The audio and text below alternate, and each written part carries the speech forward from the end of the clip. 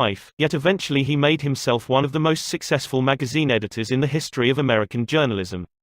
How did he do it? That is a long story, but how he got his start can be told briefly. He got his start by using the principles advocated in this chapter.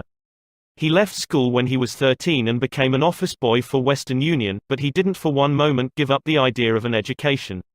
Instead, he started to educate himself. He saved his car fares and went without lunch until he had enough money to buy an encyclopedia of American biography, and then he did an unheard of thing. He read the lives of famous people and wrote them asking for additional information about their childhoods. He was a good listener. He asked famous people to tell him more about themselves. He wrote General James A. Garfield, who was then running for president, and asked if it was true that he was once a towboy on a canal, and Garfield replied. He wrote General Grant asking about a certain battle, and Grant drew a map for him and invited this 14-year-old boy to dinner and spent the evening talking to him. Soon our Western Union messenger boy was corresponding with many of the most famous people in the nation: Ralph Waldo Emerson, Oliver Wendell Holmes, Longfellow, Mrs. Abraham Lincoln, Louisa May Alcott, General Sherman and Jefferson Davis. Not only did he correspond with these distinguished people, but as soon as he got a vacation, he visited many of them as a welcome guest in their homes. This experience imbued him with a confidence that was invaluable. These men and women fired him with a vision and ambition that shaped his life. And all this, let me repeat, was made possible solely by the application of the principles we are discussing here. Isaac F. Marcosson, a journalist who interviewed hundreds of celebrities, declared that many people fail to make a favorable impression because they don't listen attentively. They have been so much concerned with what they are going to say next that they do not keep their ears open. Very important people have told me that they prefer good listeners to good talkers, but the ability to listen seems rarer than almost any other good trait, and not only important personages crave a good listener, but ordinary folk do too. As the Reader's Digest once said, many persons call a doctor when all they want is an audience.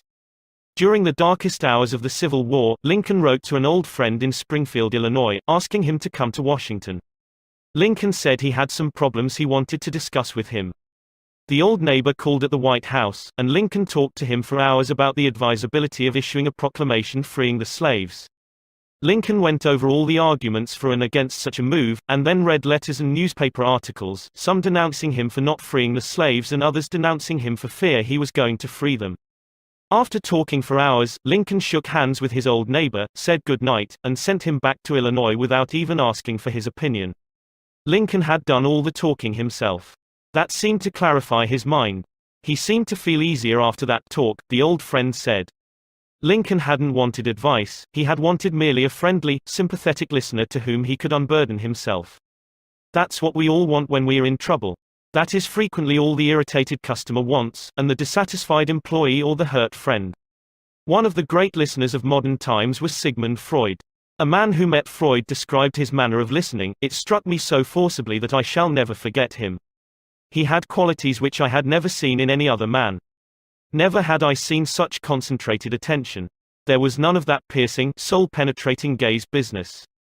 His eyes were mild and genial. His voice was low and kind.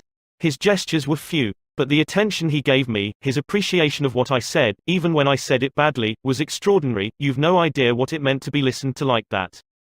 If you want to know how to make people shun you and laugh at you behind your back and even despise you, here is the recipe: never listen to anyone for long. Talk incessantly about yourself. If you have an idea while the other person is talking, don't wait for him or her to finish, bust right in and interrupt in the middle of a sentence. Do you know people like that?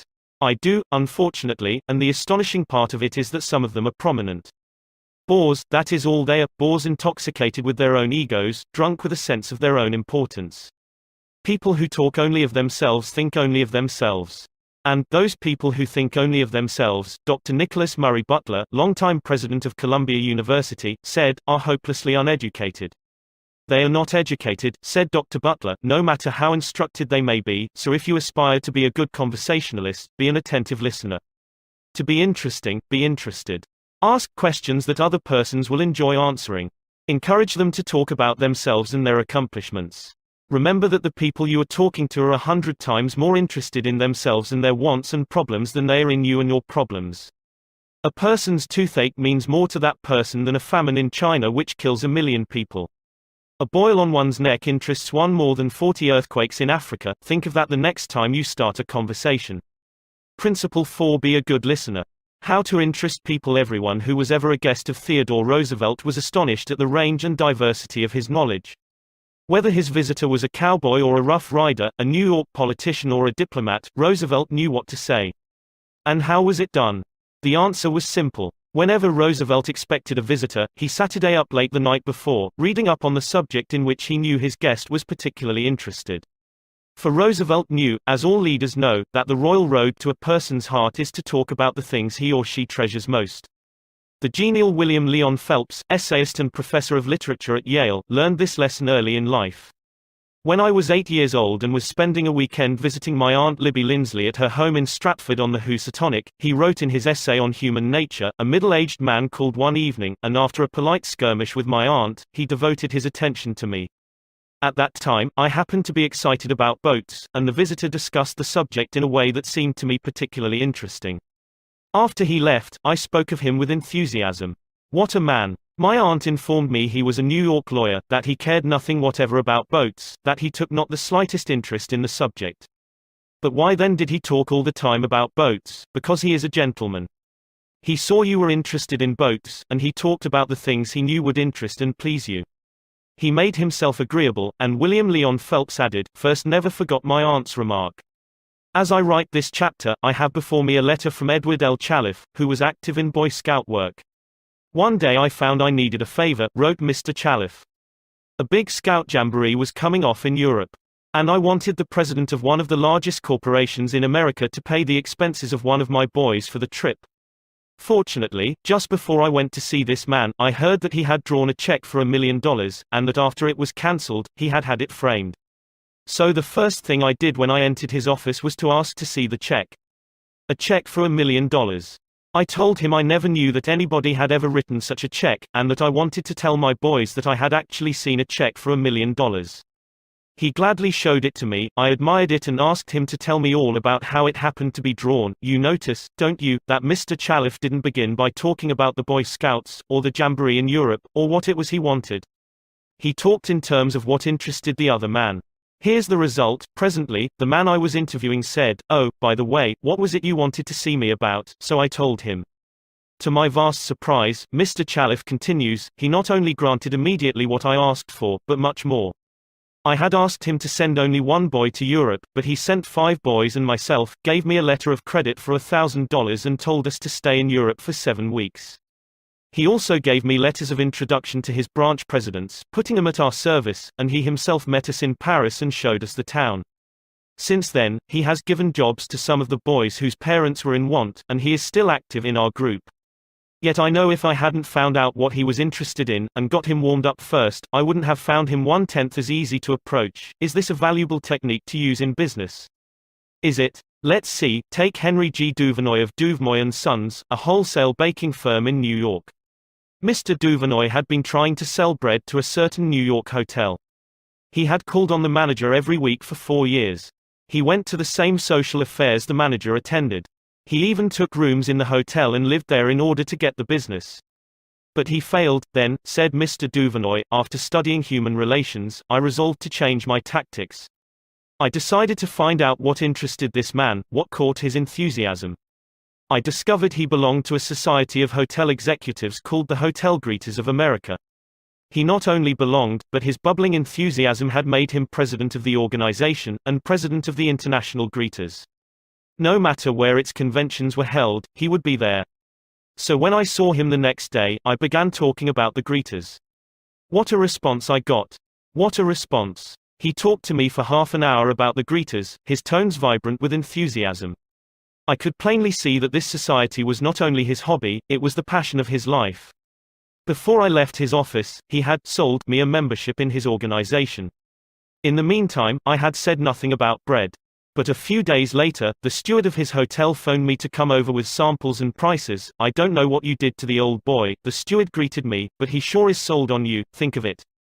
I had been drumming at that man for 4 years, trying to get his business, and I'd still be drumming at him if I hadn't finally taken the trouble to find out what he was interested in, and what he enjoyed talking about. Edward E. Harriman of Hagerstown, Maryland, chose to live in the beautiful Cumberland Valley of Maryland after he completed his military service. Unfortunately, at that time there were few jobs available in the area. A little research uncovered the fact that a number of companies in the area were either owned or controlled by an unusual business maverick, R.J. Funkhauser, whose rise from poverty to riches intrigued Mr. Harriman. However, he was known for being inaccessible to job seekers. Mr. Harriman wrote, "I interviewed a number of people and found that his major interest was anchored in his drive for power and money. Since he protected himself from people like me by use of a dedicated and stern secretary, I studied her interests and goals, and only then I paid an unannounced visit at her office. She had been Mr. Funkhauser's orbiting satellite for about 15 years. When I told her I had a proposition for him which might translate itself into financial and political success for him, she became enthused. I also conversed with her about her constructive participation in his success. After this conversation she arranged for me to meet Mr. Funkhauser. I entered his huge and impressive office determined not to ask directly for a job. He was seated behind a large carved desk and thundered at me. "How about it, young man?" I said. "Mr. Funkhauser, I believe I can make money for you." He immediately rose and invited me to sit in one of the large upholstered chairs.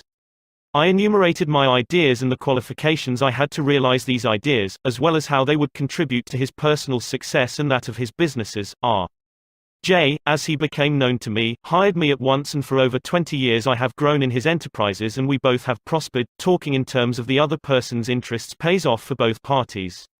Howard Z. Herzig, a leader in the field of employee communications, has always followed this principle. When asked what reward he got from it, Mr. Herzig responded that he not only received a different reward from each person but that in general the reward had been an enlargement of his life each time he spoke to someone. Principle 5. Talk in terms of the other person's interests. How to make people like you instantly. I was waiting in line to register a letter in the post office at 33rd Street and 8th Avenue in New York. I noticed that the clerk appeared to be bored with the job, weighing envelopes, handing out stamps, making change, issuing receipts, the same monotonous grind year after year. So I said to myself, I am going to try to make that clerk like me. Obviously, to make him like me, I must say something nice, not about myself, but about him. So I asked myself, what is there about him that I can honestly admire? That is sometimes a hard question to answer, especially with strangers, but, in this case, it happened to be easy. I instantly saw something I admired no end. So while he was weighing my envelope, I remarked with enthusiasm, "I certainly wish I had your head of hair." He looked up, half startled, his face beaming with smiles. "Well, it isn't as good as it used to be," he said modestly. I assured him that although it might have lost some of its pristine glory, nevertheless it was still magnificent. He was immensely pleased. We carried on a pleasant little conversation, and the last thing he said to me was, "Many people have admired my hair. I'll bet that person went out to lunch that day walking on air. I'll bet he went home that night and told his wife about it. I'll bet he looked in the mirror and said, 'It is a beautiful head of hair.'" I told this story once in public and a man asked me afterwards, "What did you want to get out of him? What was I trying to get out of him? What was I trying to get out of him?" If we are so contemptibly selfish that we can't radiate a little happiness and pass on a bit of honest appreciation without trying to get something out of the other person in return, if our souls are no bigger than sour crab apples, we shall meet with the failure we so richly deserve. Oh yes, I did want something out of that chap. I wanted something priceless. And I got it. I got the feeling that I had done something for him without his being able to do anything whatever in return for me. That is a feeling that flows and sings in your memory long after the incident is past. There is one all-important law of human conduct. If we obey that law, we shall almost never get into trouble. In fact, that law, if obeyed, will bring us countless friends and constant happiness. But the very instant we break the law, we shall get into endless trouble. The law is this: always make the other person feel important. John Dewey, as we have already noted, said that the desire to be important is the deepest urge in human nature, and William James said, the deepest principle in human nature is the craving to be appreciated. As I have already pointed out, it is this urge that differentiates us from the animals. It is this urge that has been responsible for civilization itself. Philosophers have been speculating on the rules of human relationships for thousands of years, and out of all that speculation, there has evolved only one important precept. It is not new. It is as old as history. Zoroaster taught it to his followers in Persia 2500 years ago. Confucius preached it in China 24 centuries ago. Lao Tse, the founder of Taoism, taught it to his disciples in the Valley of the Han. Buddha preached it on the bank of the holy Ganges 500 years before Christ. The sacred books of Hinduism taught it 1,000 years before that. Jesus taught it among the stony hills of Judea 19 centuries ago. Jesus summed it up in one thought, probably the most important rule in the world: do unto others as you would have others do unto you. You want the approval of those with whom you come in contact. You want recognition of your true worth. You want a feeling that you are important in your little world. You don't want to listen to cheap, insincere flattery, but you do crave sincere appreciation. You want your friends and associates to be, as Charles Schwab put it, hearty in their approbation and lavish in their praise. All of us want that. So let's obey the golden rule, and give unto others what we would have others give unto us. How? When? Where? The answer is, all the time, everywhere. David G. Smith of Eau Claire, Wisconsin, told one of our classes how he handled a delicate situation when he was asked to take charge of the refreshment booth at a charity concert. The night of the concert, I arrived at the park and found two elderly ladies in a very bad humor standing next to the refreshment stand. Apparently, each thought that she was in charge of this project. As I stood there pondering what to do, one of the members of the sponsoring committee appeared and handed me a cash box and thanked me for taking over the project. She introduced Rose and Jane as my helpers and then ran off. A great silence ensued. Realizing that the cash box was a symbol of authority of sorts, I gave the box to Rose and explained that I might not be able to keep the money straight and that if she took care of it I would feel better. I then suggested to Jane that she show two teenagers who had been assigned to refreshments how to operate the soda machine. And I asked her to be responsible for that part of the project. The evening was very enjoyable, with Rose happily counting the money, Jane supervising the teenagers, and me enjoying the concert. You don't have to wait until you are ambassador to France or chairman of the Clambarquet committee of your lodge before you use this philosophy of appreciation. You can work magic with it almost every day. If, for example, the waitress brings us mashed potatoes when we have ordered French fried, let's say, "I'm sorry to trouble you, but I prefer French fried," she'll probably reply, "No trouble at all," and will be glad to change the potatoes, because we have shown respect for her. Little phrases such as, "I'm sorry to trouble you, would you be so kind as to? Won't you please, would you mind? Thank you." Little courtesies like these oil the cogs of the monotonous grind of everyday life, and, incidentally, they are the hallmark of good breeding. Let's take another illustration. Hall Caine's novels The Christian, The Deemster, The Manxman, among them, were all bestsellers in the early part of this century. Millions of people read his novels, countless millions. He was the son of a blacksmith. He never had more than 8 years schooling in his life, yet when he died he was the richest literary man of his time. The story goes like this: Hall Caine loved sonnets and ballads, so he devoured all of Dante Gabriel Rossetti's poetry. He even wrote a lecture chanting the praises of Rossetti's artistic achievement and sent a copy to Rossetti himself. Rossetti was delighted. "Any young man who has such an exalted opinion of my ability," Rossetti probably said to himself, "must be brilliant." So Rossetti invited this blacksmith's son to come to London and act as his secretary. That was the turning point in Hall Caine's life, for, in his new position, he met the literary artists of the day. Profiting by their advice and inspired by their encouragement, he launched upon a career that emblazoned his name across the sky. His home, Greeba Castle, on the Isle of Man, became a mecca for tourists from the far corners of the world, and he left a multi-million-dollar estate. Yet, who knows, he might have died poor and unknown had he not written an essay expressing his admiration for a famous man. Such is the power, the stupendous power, of sincere, heartfelt appreciation. Rossetti considered himself important. That is not strange, almost everyone considers himself important, very important. The life of many a person could probably be changed if only someone would make him feel important. Ronald J. Rowland, who is one of the instructors of our course in California, is also a teacher of arts and crafts. He wrote to us about a student named Chris in his beginning crafts class. Chris was a very quiet, shy boy lacking in self-confidence, the kind of student that often does not receive the attention he deserves. I also teach an advanced class that had grown to be somewhat of a status symbol and a privilege for a student to have earned the right to be in it. On Wednesday, Chris was diligently working at his desk. I really felt there was a hidden fire deep inside him. I asked Chris if he would like to be in the advanced class. How I wish I could express the look in Chris's face, the emotions in that shy 14-year-old boy, trying to hold back his tears. Who me, Mr. Rowland? Am I good enough? Yes, Chris, you are good enough. I had to leave at that point because tears were coming to my eyes. As Chris walked out of class that day, seemingly 2 inches taller, he looked at me with bright blue eyes and said in a positive voice, "Thank you, Mr. Rowland. Chris taught me a lesson I will never forget: our deep desire to feel important." To help me never forget this rule, I made a sign which reads, "You are important." This sign hangs in the front of the classroom for all to see and to remind me that each student I face is equally important. The unvarnished truth is that almost all the people you meet feel themselves superior to you in some way, and a sure way to their hearts is to let them realize in some subtle way that you recognize their importance, and recognize it sincerely. Remember what Emerson said, "Every man I meet is my superior in some way."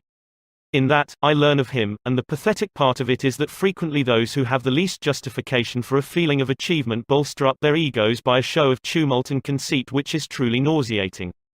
As Shakespeare put it, "Man, proud man, doctorist in a little brief authority, plays such fantastic tricks before high heaven, as make the angels weep." I am going to tell you how business people in my own courses have applied these principles with remarkable results. Let's take the case of a Connecticut attorney. Because of his relatives, he prefers not to have his name mentioned. Shortly after joining the course, Mr. R drove to Long Island with his wife to visit some of her relatives. She left him to chat with an old aunt of hers, and Th rushed off by herself to visit some of the younger relatives. Since he soon had to give a speech professionally on how he applied the principles of appreciation, he thought he would gain some worthwhile experience talking with the elderly lady. So he looked around the house to see what he could honestly admire. "This house was built about 1890, wasn't it?" he inquired. "Yes," she replied, "that is precisely the year it was built. It reminds me of the house I was born in," he said. "It's beautiful. Well built. Roomy. You know, they don't build houses like this anymore." "You're right," the old lady agreed. "The young folks nowadays don't care for beautiful homes. All they want is a small apartment, and then they go off gadding about in their automobiles." "This is a dream house," she said in a voice vibrating with tender memories. "This house was built with love. My husband and I dreamed about it for years before we built it. We didn't have an architect. We planned it all ourselves." She showed Mr. R about the house, and he expressed his hearty admiration for the beautiful treasures she had picked up in her travels and cherished over a lifetime: paisley shawls, an old English tea set, Wedgwood china, French beds and chairs, Italian paintings, and silk draperies that had once hung in a French chateau. After showing Mr. R through the house, she took him out to the garage. There, jacked up on blocks, was a Packard car, in mint condition. "My husband bought that car for me shortly before he passed on," she said softly. "I have never ridden in it since his death. You appreciate nice things, and I'm going to give this car to you." "Why, Auntie," he said, "you overwhelm me. I appreciate your generosity, of course, but I couldn't possibly accept it. I'm not even a relative of yours. I have a new car, and you have many relatives that would like to have that Packard." "Relatives," she exclaimed. "Yes, I have relatives who are just waiting till I die so they can get that car. But they are not going to get it. If you don't want to give it to them, you can very easily sell it to a second-hand dealer," he told her. "Sell it?" she cried. "Do you think I would sell this car? Do you think I could stand to see strangers riding up and down the street in that car that my husband bought for me? I wouldn't dream of selling it. I'm going to give it to you. You appreciate beautiful things." He tried to get out of accepting the car, but he couldn't without hurting her feelings. This lady, left all alone in a big house with her paisley shawls, her French antiques, and her memories, was starving for a little recognition. She had once been young and beautiful and sought after. She had once built a house warm with love and had collected things from all over Europe to make it beautiful. Now, in the isolated loneliness of old age, she craved a little human warmth, a little genuine appreciation, and no one gave it to her. And when she found it, like a spring in the desert, her gratitude couldn't adequately express itself with anything less than the gift of her cherished Packard. Let's take another case. Donald M. McMahon, who was superintendent of Lewis and Valentine, nurserymen and landscape architects in Rye, New York, related this incident. "Shortly after I attended the talk on how to win friends and influence people, I was landscaping the estate of a famous attorney. The owner came out to give me a few instructions about where he wished to plant a mass of rhododendrons and azaleas. I said, 'Judge, you have a lovely hobby. I've been admiring your beautiful dogs. I understand you win a lot of blue ribbons every year at the show in Madison Square Garden." The effect of this little expression of appreciation was striking. "Yes," the judge replied, "I do have a lot of fun with my dogs. Would you like to see my kennel?" He spent almost an hour showing me his dogs and the prizes they had won. He even brought out their pedigrees and explained about the bloodlines responsible for such beauty and intelligence. Finally, turning to me, he asked, "Do you have any small children?" "Yes, I do," I replied. "I have a son." "Well, wouldn't he like a puppy?" the judge inquired. "Oh, yes, he'd be tickled pink." "All right, I'm going to give him one," the judge announced. He started to tell me how to feed the puppy. Then he paused. "You'll forget it if I tell you." "I'll write it out." So the judge went in the house, typed out the pedigree and feeding instructions, and gave me a puppy worth several $100s and 1 hour and 15 minutes of his valuable time, largely because I had expressed my honest admiration for his hobby and achievements. George Eastman, of Kodak fame, invented the transparent film that made motion pictures possible, amassed a fortune of $100 million, and made himself one of the most famous businessmen on earth. Yet in spite of all these tremendous accomplishments, he craved little recognitions, even as you and I to illustrate. When Eastman was building the Eastman School of Music and also Kilbourne Hall in Rochester, James Adamson, then president of the Superior Seating Company of New York, wanted to get the order to supply the theater chairs for these buildings. Phoning the architect, Mr. Adamson made an appointment to see Mr. Eastman in Rochester. When Adamson arrived, the architect said, "I know you want to get this order, but I can tell you right now that you won't stand a ghost of a show if you take more than 5 minutes of George Eastman's time. He is a strict disciplinarian. He is very busy. So tell your story quickly and get out." Adamson was prepared to do just that. When he was ushered into the room, he saw Mr. Eastman bending over a pile of papers at his desk. Presently, Mr. Eastman looked up, removed his glasses, and walked toward the architect and Mr. Adamson, saying, "Good morning, gentlemen, what can I do for you?" The architect introduced them, and then Mr. Adamson said, "While we've been waiting for you, Mr. Eastman, I've been admiring your office. I wouldn't mind working in a room like this myself. I'm in the interior woodworking business, and I never saw a more beautiful office in all my life." George Eastman replied, "You remind me of something I had almost forgotten. It is beautiful, isn't it? I enjoyed it a great deal when it was first built. But I come down here now with a lot of other things on my mind and sometimes don't even see the room for weeks at a time." Adamson walked over and rubbed his hand across a panel. "This is English oak, isn't it? A little different texture from Italian oak." "Yes," Eastman replied. "Imported English oak. It was selected for me by a friend who specializes in fine woods." Then Eastman showed him about the room, commenting on the proportions, the coloring, the hand carving and other effects he had helped to plan and execute. While drifting about the room, admiring the woodwork, they paused before a window, and George Eastman, in his modest, soft-spoken way, pointed out some of the institutions through which he was trying to help humanity: the University of Rochester, the General Hospital, the Homeopathic Hospital, the Friendly Home, the Children's Hospital. Mr. Adamson congratulated him warmly on the idealistic way he was using his wealth to alleviate the sufferings of humanity. Presently, George Eastman unlocked a glass case and pulled out the first camera he had ever owned, an invention he had bought from an Englishman. Adamson questioned him at length about his early struggles to get started in business, and Mr. Eastman spoke with real feeling about the poverty of his childhood, telling how his widowed mother had kept a boarding house while he clerked in an insurance office. The terror of poverty haunted him day and night, and he resolved to make enough money so that his mother wouldn't have to work. Mr. Adamson drew him out with further questions and listened, absorbed, while he related the story of his experiments with dry photographic plates.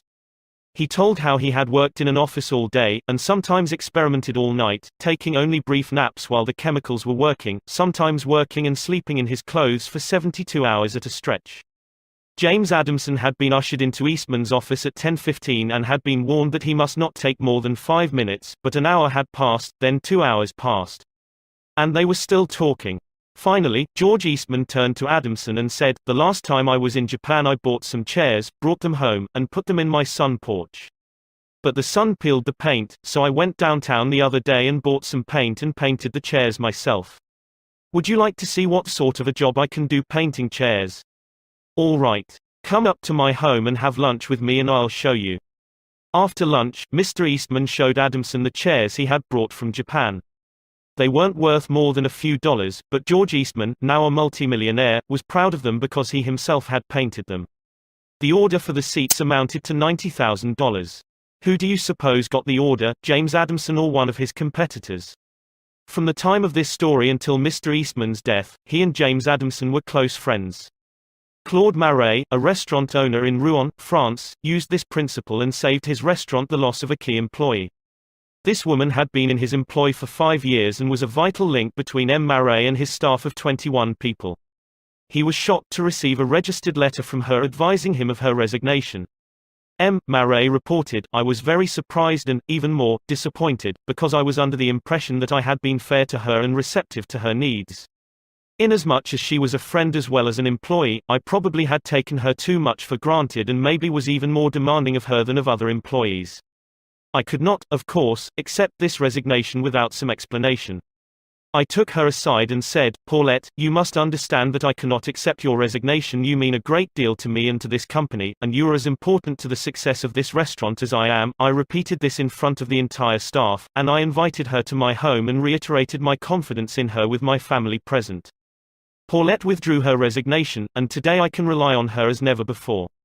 I frequently reinforce this by expressing my appreciation for what she does and showing her how important she is to me and to the restaurant. Talk to people about themselves," said Disraeli, one of the shrewdest men who ever ruled the British Empire. Talk to people about themselves and they will listen for hours. Principle 6: Make the other person feel important and do it sincerely. In a nutshell, 6 ways to make people like you. Principle 1: Become genuinely interested in other people. Principle 2: Smile. Principle 3: Remember that a person's name is to that person the sweetest and most important sound in any language. Principle 4: Be a good listener. Principle 5: Talk in terms of the other person's interests.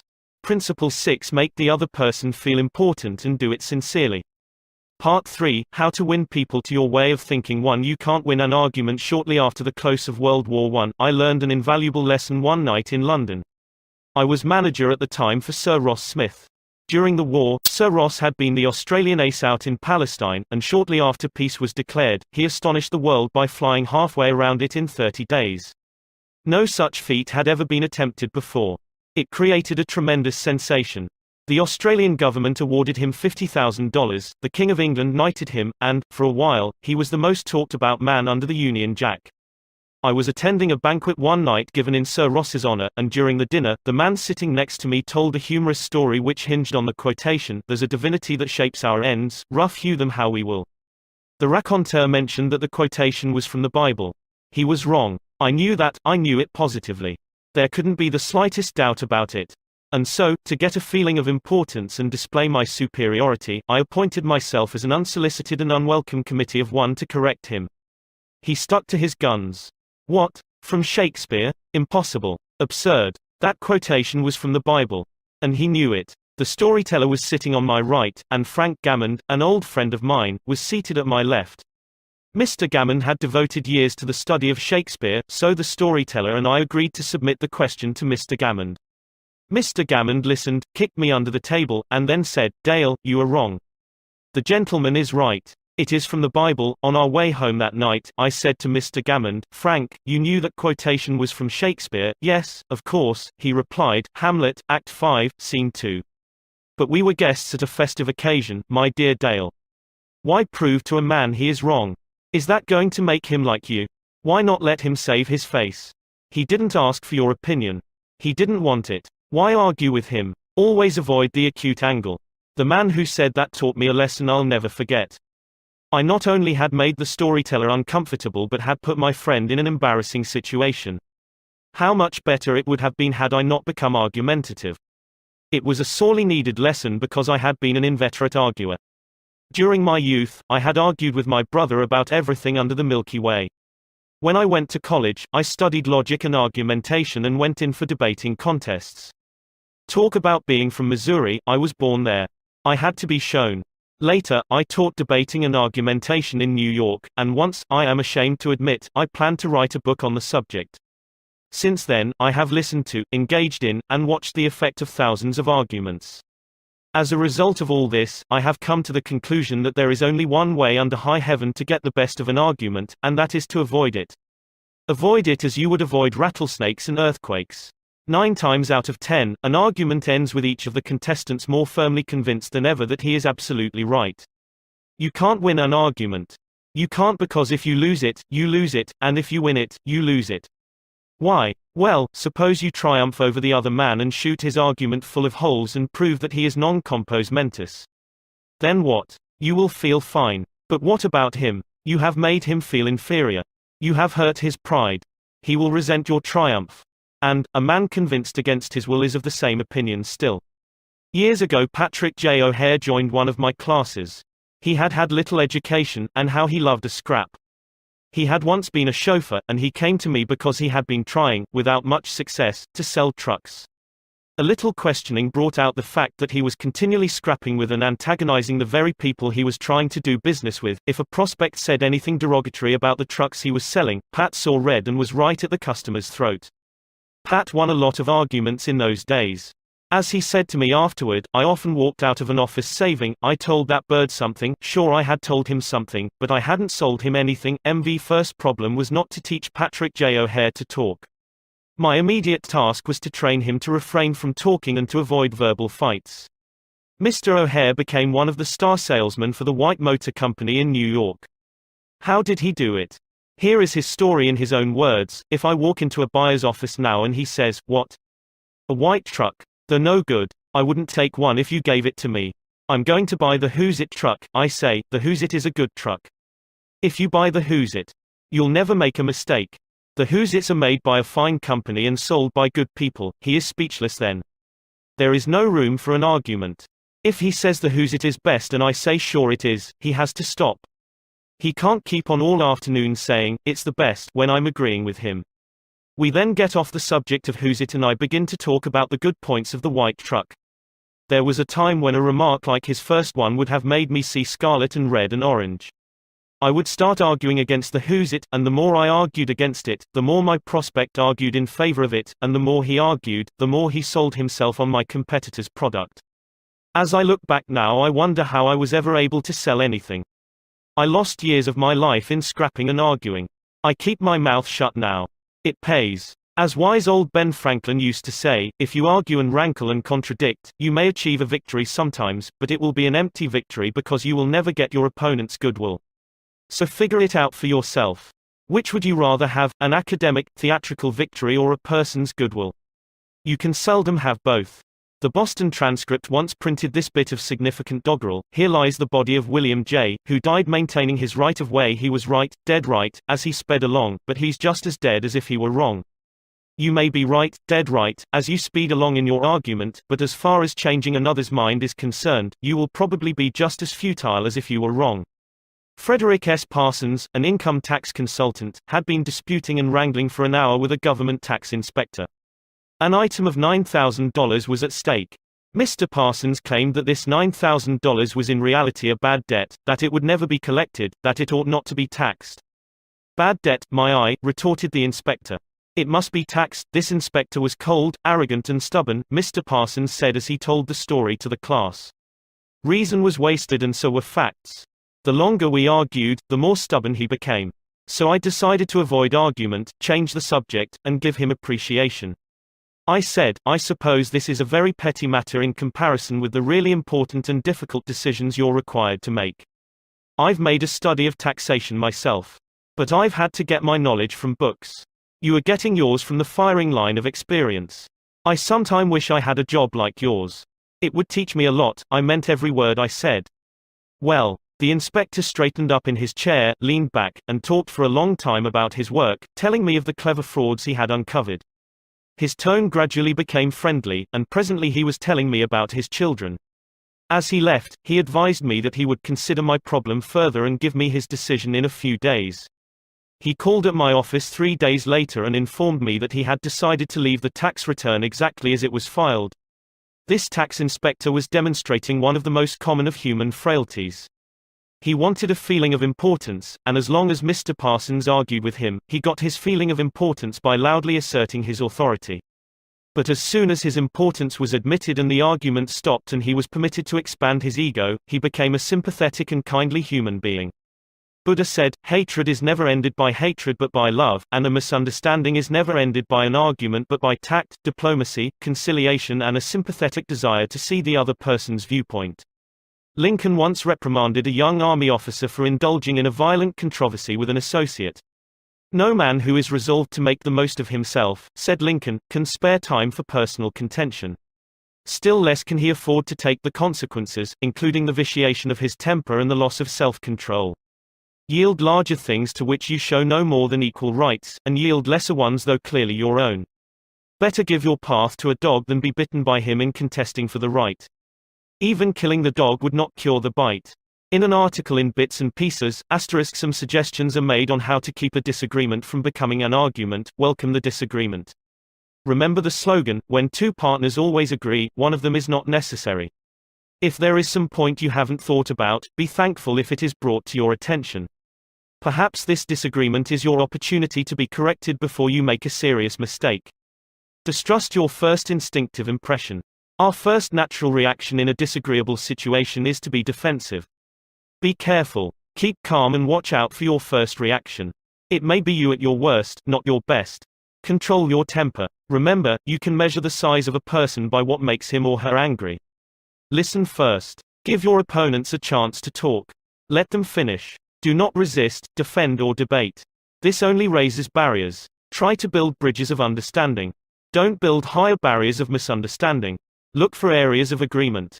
When you have heard your opponents out, dwell first on the points and areas on which you agree. Be honest, look for areas where you can admit error and say so. Apologize for your mistakes. It will help disarm your opponents and reduce defensiveness. Promise to think over your opponent's ideas and study them carefully. And mean it. Your opponents may be right. It is a lot easier at this stage to agree to think about the points than to move rapidly ahead and find yourself in a position where your opponents can say, "We tried to tell you, but you wouldn't listen." Thank your opponents sincerely for their interest. Anyone who takes the time to disagree with you is interested in the same things you are. Think of them as people who really want to help you, and you may turn your opponents into friends. Postpone action to give both sides time to think through the problem. Suggest that a new meeting be held later that day or the next day, when all the facts may be brought to bear. In preparation for this meeting, ask yourself some hard questions. Could my opponents be right? Partly right? Is there truth or merit in their position or argument? Is my reaction one that will relieve the problem, or will it just relieve any frustration? Will my reaction drive my opponents further away or draw them closer to me? Will my reaction elevate the estimation good people have of me? Will I win or lose? What price will I have to pay if I win? If I am quiet about it, will the disagreement blow over? Is this difficult situation an opportunity for me? Bits and Pieces, published by the Economics Press, Fairfield, NJ. Opera tenor Jan Pearce, after he was married nearly 50 years, once said, "My wife and I made a pact a long time ago, and we've kept it no matter how angry we've grown with each other. When one yells, the other should listen because when two people yell, there is no communication, just noise and bad vibrations. Principle 1 The only way to get the best of an argument is to avoid it. A sure way of making enemies and how to avoid it. When Theodore Roosevelt was in the White House, he confessed that if he could be right 75% of the time, he would reach the highest measure of his expectation. If that was the highest rating that one of the most distinguished men of the 20th century could hope to obtain, what about you and me? If you can be sure of being right only 55% of the time, you can go down to Wall Street and make $1 million a day. If you can't be sure of being right even 55% of the time, why should you tell other people they are wrong? You can tell people they are wrong by a look or an intonation or a gesture just as eloquently as you can in words, and if you tell them they are wrong, do you make them want to agree with you? Never. For you have struck a direct blow at their intelligence, judgment, pride and self-respect. That will make them want to strike back. But it will never make them want to change their minds. You may then hurl at them all the logic of a Plato or an Immanuel Kant, but you will not alter their opinions, for you have hurt their feelings. Never begin by announcing, "I am going to prove so and so to you." That's bad. That's tantamount to saying, "I'm smarter than you are, I'm going to tell you a thing or two and make you change your mind." That is a challenge. It arouses opposition and makes the listener want to battle with you before you even start. It is difficult, under even the most benign conditions, to change people's minds. So why make it harder? Why handicap yourself? If you are going to prove anything, don't let anybody know it. Do it so subtly, so adroitly, that no one will feel that you are doing it. This was expressed succinctly by Alexander Pope: "Men must be taught as if you taught them not, and things unknown proposed as things forgot." Over 300 years ago Galileo said, "You cannot teach a man anything, you can only help him to find it within himself." As Lord Chesterfield said to his son, be wiser than other people if you can, but do not tell them so. Socrates said repeatedly to his followers in Athens, one thing only I know, and that is that I know nothing. Well, I can't hope to be any smarter than Socrates, so I have quit telling people they are wrong. And I find that it pays. If a person makes a statement that you think is wrong, yes, even that you know is wrong, isn't it better to begin by saying, well, now, look, I thought otherwise, but I may be wrong. I frequently am. And if I am wrong, I want to be put right. Let's examine the facts. There's magic, positive magic, in such phrases as, I may be wrong. I frequently am. Let's examine the facts. Nobody in the heavens above or on earth beneath or in the waters under the earth will ever object to your saying, I may be wrong. Let's examine the facts. One of our class members who used this approach in dealing with customers was Harold Reinke, a Dodge dealer in Billings, Montana. He reported that because of the pressures of the automobile business, he was often hard-boiled and callous when dealing with customers' complaints. This caused flared tempers, loss of business and general unpleasantness. He told his class, recognizing that this was getting me nowhere fast, I tried a new tack. I would say something like this, our dealership has made so many mistakes that I am frequently ashamed. We may have erred in your case. Tell me about it. This approach becomes quite disarming, and by the time the customer releases his feelings, he is usually much more reasonable when it comes to settling the matter. In fact, several customers have thanked me for having such an understanding attitude. And 2 of them have even brought in friends to buy new cars. In this highly competitive market, we need more of this type of customer, and I believe that showing respect for all customers' opinions and treating them diplomatically and courteously will help beat the competition. You will never get into trouble by admitting that you may be wrong. That will stop all argument and inspire your opponent to be just as fair and open and broad-minded as you are. It will make him want to admit that he, too, may be wrong. If you know positively that a person is wrong, and you bluntly tell him or her so, what happens? Let me illustrate. Mr. S., a young New York attorney, once argued a rather important case before the United States Supreme Court, Lustgarten v. Fleet Corporation 280 U.S. 320. The case involved a considerable sum of money and an important question of law.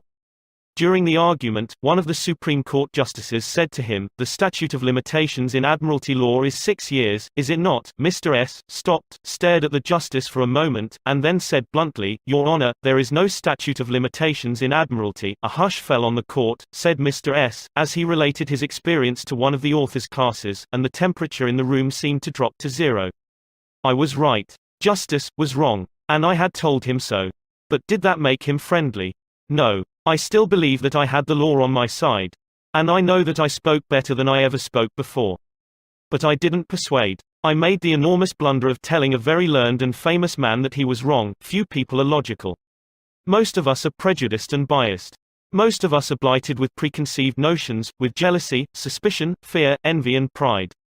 And most citizens don't want to change their minds about their religion or their haircut or communism or their favorite movie star.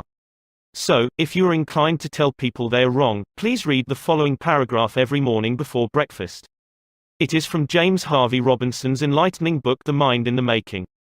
We sometimes find ourselves changing our minds without any resistance or heavy emotion, but if we are told we are wrong, we resent the imputation and harden our hearts.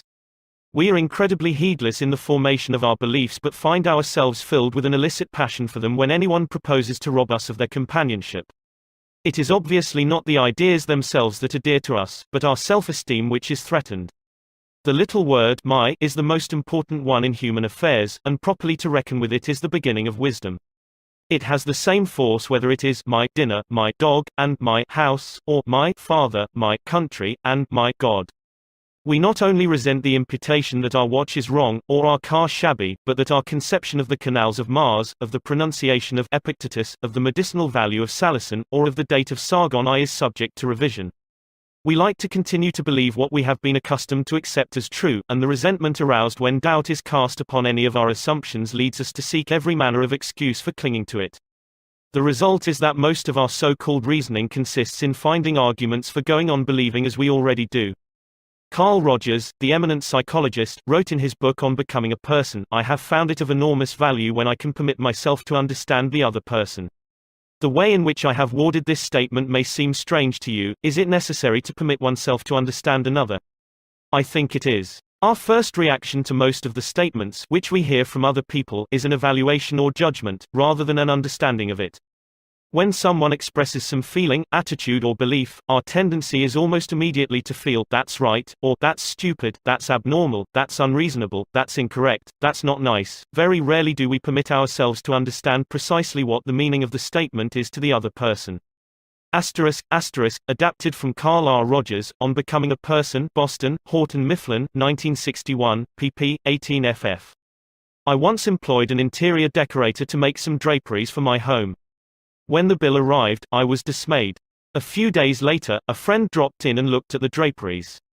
The price was mentioned, and she exclaimed with a note of triumph, "What? That's awful. I am afraid he put one over on you." True. Yes, she had told the truth, but few people like to listen to truths that reflect on their judgment. So, being human, I tried to defend myself. I pointed out that the best is eventually the cheapest, that one can't expect to get quality and artistic taste at bargain basement prices, and so on and on.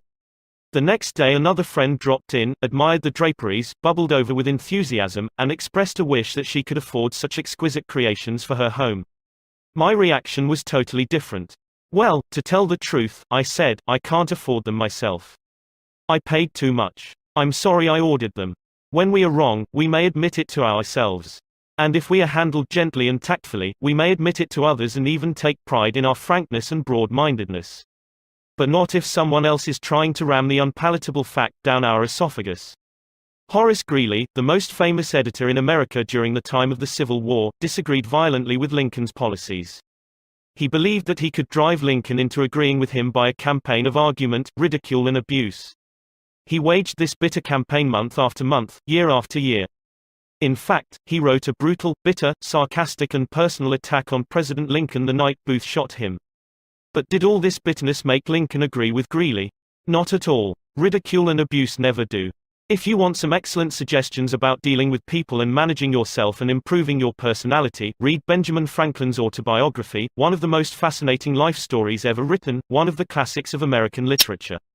Ben Franklin tells how he conquered the iniquitous habit of argument and transformed himself into one of the most able, suave and diplomatic men in American history. One day, when Ben Franklin was a blundering youth, an old Quaker friend took him aside and lashed him with a few stinging truths, something like this: "Ben, you are impossible. Your opinions have a slap in them for everyone who differs with you. They have become so offensive that nobody cares for them. Your friends find they enjoy themselves better when you are not around. You know so much that no man can tell you anything. Indeed, no man is going to try, for the effort would lead only to discomfort and hard work. So you are not likely ever to know any more than you do now, which is very little." One of the finest things I know about Ben Franklin is the way he accepted that smarting rebuke. He was big enough and wise enough to realize that it was true, to sense that he was headed for failure and social disaster. So he made a right about face. He began immediately to change his insolent, opinionated ways. "I made it a rule," said Franklin, "to forbear all direct contradiction to the sentiment of others, and all positive assertion of my own. I even forbade myself the use of every word or expression in the language that imported a fixed opinion, such as certainly, undoubtedly, etc., and I adopted, instead of them, I conceive, I apprehend, or I imagine a thing to be so or so, or it so appears to me at present." When another asserted something that I thought an error, I denied myself the pleasure of contradicting him abruptly, and of showing immediately some absurdity in his proposition, and in answering I began by observing that in certain cases or circumstances his opinion would be right, but in the present case there appeared or seemed to me some difference, etc. I soon found the advantage of this change in my manner. The conversations I engaged in went on more pleasantly. The modest way in which I proposed my opinions procured them a readier reception and less contradiction. I had less mortification when I was found to be in the wrong, and I more easily prevailed with others to give up their mistakes and join with me when I happened to be in the right. And this mode, which I at first put on with some violence to natural inclination, became at length so easy, and so habitual to me, that perhaps for these 50 years past no one has ever heard a dogmatical expression escape me. And to this habit, after my character of integrity, I think it principally owing that I had earned so much weight with my fellow citizens when I proposed new institutions, or alterations in the old, and so much influence in public councils when I became a member, for I was but a bad speaker, never eloquent, subject to much hesitation in my choice of words, hardly correct in language, and yet I generally carried my points. How do Ben Franklin's methods work in business? Let's take two examples. Catherine A. Allred of Kings Mountain, North Carolina, is an industrial engineering supervisor for a yarn processing plant. She told one of our classes how she handled a sensitive problem before and after taking our training. Part of my responsibility, she reported, deals with setting up and maintaining incentive systems and standards for our operators so they can make more money by producing more yarn. The system we were using had worked fine when we had only 2 or 3 different types of yarn, but recently we had expanded our inventory and capabilities to enable us to run more than 12 different varieties. The present system was no longer adequate to pay the operators fairly for the work being performed and give them an incentive to increase production. I had worked up a new system which would enable us to pay the operator by the class of yam she was running at any one particular time. With my new system in hand, I entered the meeting determined to prove to the management that my system was the right approach. I told them in detail how they were wrong and showed where they were being unfair and how I had all the answers they needed. To say the least, I failed miserably. I had become so busy defending my position on the new system that I had left them no opening to graciously admit the problems on the old one. The issue was dead. After several sessions of this course, I realized all too well where I had made my mistakes. I called another meeting and this time I asked where they felt the problems were. We discussed each point, and I asked them their opinions on which was the best way to proceed. With a few low-keyed suggestions, at proper intervals, I let them develop my system themselves. At the end of the meeting when I actually presented my system, they enthusiastically accepted it. I am convinced now that nothing good is accomplished and a lot of damage can be done if you tell a person straight out that he or she is wrong.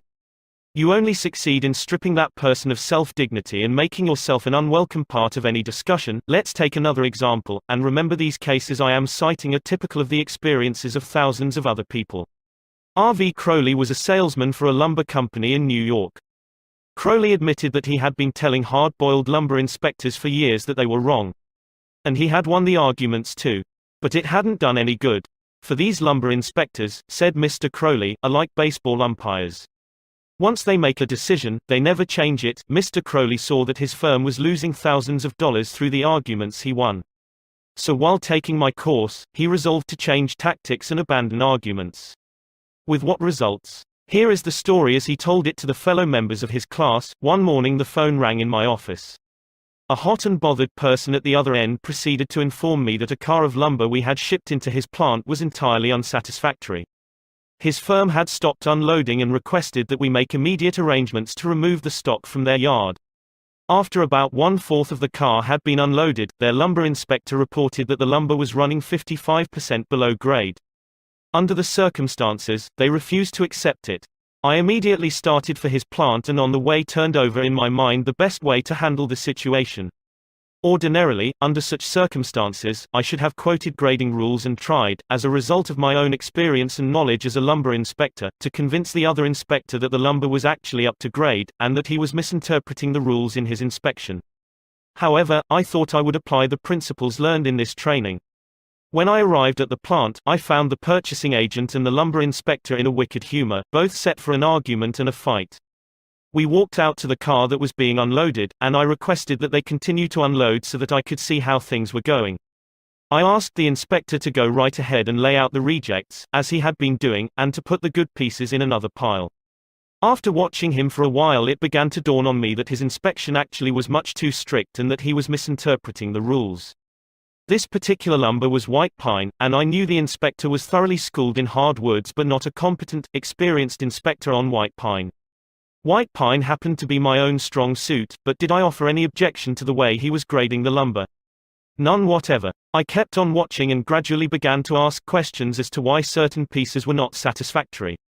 I didn't for one instant insinuate that the inspector was wrong. I emphasized that my only reason for asking was in order that we could give his firm exactly what they wanted in future shipments. By asking questions in a very friendly, cooperative spirit, and insisting continually that they were right in laying out boards not satisfactory to the purpose, I got him warmed up, and the strained relations between us began to thaw and melt away. An occasional carefully put remark on my part gave birth to the idea in his mind that possibly some of these rejected pieces were actually within the grade that they had bought, and that their requirements demanded a more expensive grade. I was very careful, however, not to let him think I was making an issue of this point. Gradually his whole attitude changed.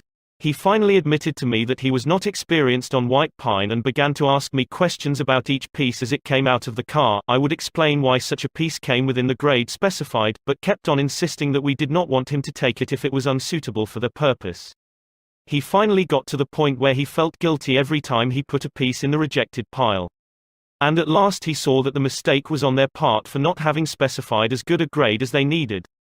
The ultimate outcome was that he went through the entire carload again after I left. Accepted the whole lot, and we received a check in full. In that one instance alone, a little tact, and the determination to refrain from telling the other man he was wrong, saved my company a substantial amount of cash, and it would be hard to place a money value on the goodwill that was saved. Martin Luther King was asked how, as a pacifist, he could be an admirer of Air Force General Daniel Chappie James, then the nation's highest-ranking black officer. Dr. King replied, "I judge people by their own principles, not by my own." In a similar way, General Robert E. Lee once spoke to the President of the Confederacy, Jefferson Davis, in the most glowing terms about a certain officer under his command. Another officer in attendance was astonished. "General," he said, "do you not know that the man of whom you speak so highly is one of your bitterest enemies who misses no opportunity to malign you?" "Yes," replied General Lee, "but the President asked my opinion of him, he did not ask for his opinion of me. By the way, I am not revealing anything new in this chapter. 2,000 years ago, Jesus said, 'See the point of thine adversary quickly,' and 2,200 years before Christ was born, King Akhtoi of Egypt gave his son some shrewd advice that is sorely needed today. 'Be diplomatic,' counseled the king. 'It will help you gain your point. In other words, don't argue with your customer or your spouse or your adversary. Don't tell them they are wrong, don't get them stirred up. Use a little diplomacy. Principle 2: Listen to the other person's opinions. If you're wrong, admit it. Within a minute's walk of my house there was a wild stretch of virgin timber, where the blackberry thickets foamed white in the springtime, where the squirrels nested and reared their young, and the horseweeds grew as tall as a horse's head. This unspoiled woodland was called Forest Park, and it was a forest, probably not much different in appearance from what it was when Columbus discovered America. I frequently walked in this park with Rex, my little Boston bulldog. He was a friendly, harmless little hound, and since we rarely met anyone in the park, I took Rex along without a leash or a muzzle. One day we encountered a mounted policeman in the park, a policeman itching to show his authority. "What do you mean by letting that dog run loose in the park without a muzzle and leash?" he reprimanded me. "Don't you know it's against the law?" "Yes, I know it is," I replied softly, "but I didn't think he would do any harm out here." "You didn't think. You didn't think. The law doesn't give a tinker's damn about what you think. That dog might kill a squirrel or bite a child. Now, I'm going to let you off this time, but if I catch this dog out here again without a muzzle and a leash, you'll have to tell it to the judge." I meekly promised to obey. And I did obey, for a few times. But Rex didn't like the muzzle, and neither did I, so we decided to take a chance. Everything was lovely for a while, and then we struck a snag. Rex and I raced over the brow of a hill one afternoon, and there, suddenly, to my dismay, I saw the majesty of the law, astride a bay horse. Rex was out in front, heading straight for the officer. I was in for it. I knew it. So I didn't wait until the policeman started talking. I beat him to it. I said, "Officer, you've caught me red-handed. I'm guilty. I have no alibis, no excuses. You warned me last week that if I brought the dog out here again without a muzzle you would fine me." "Well, now," the policeman responded in a soft tone.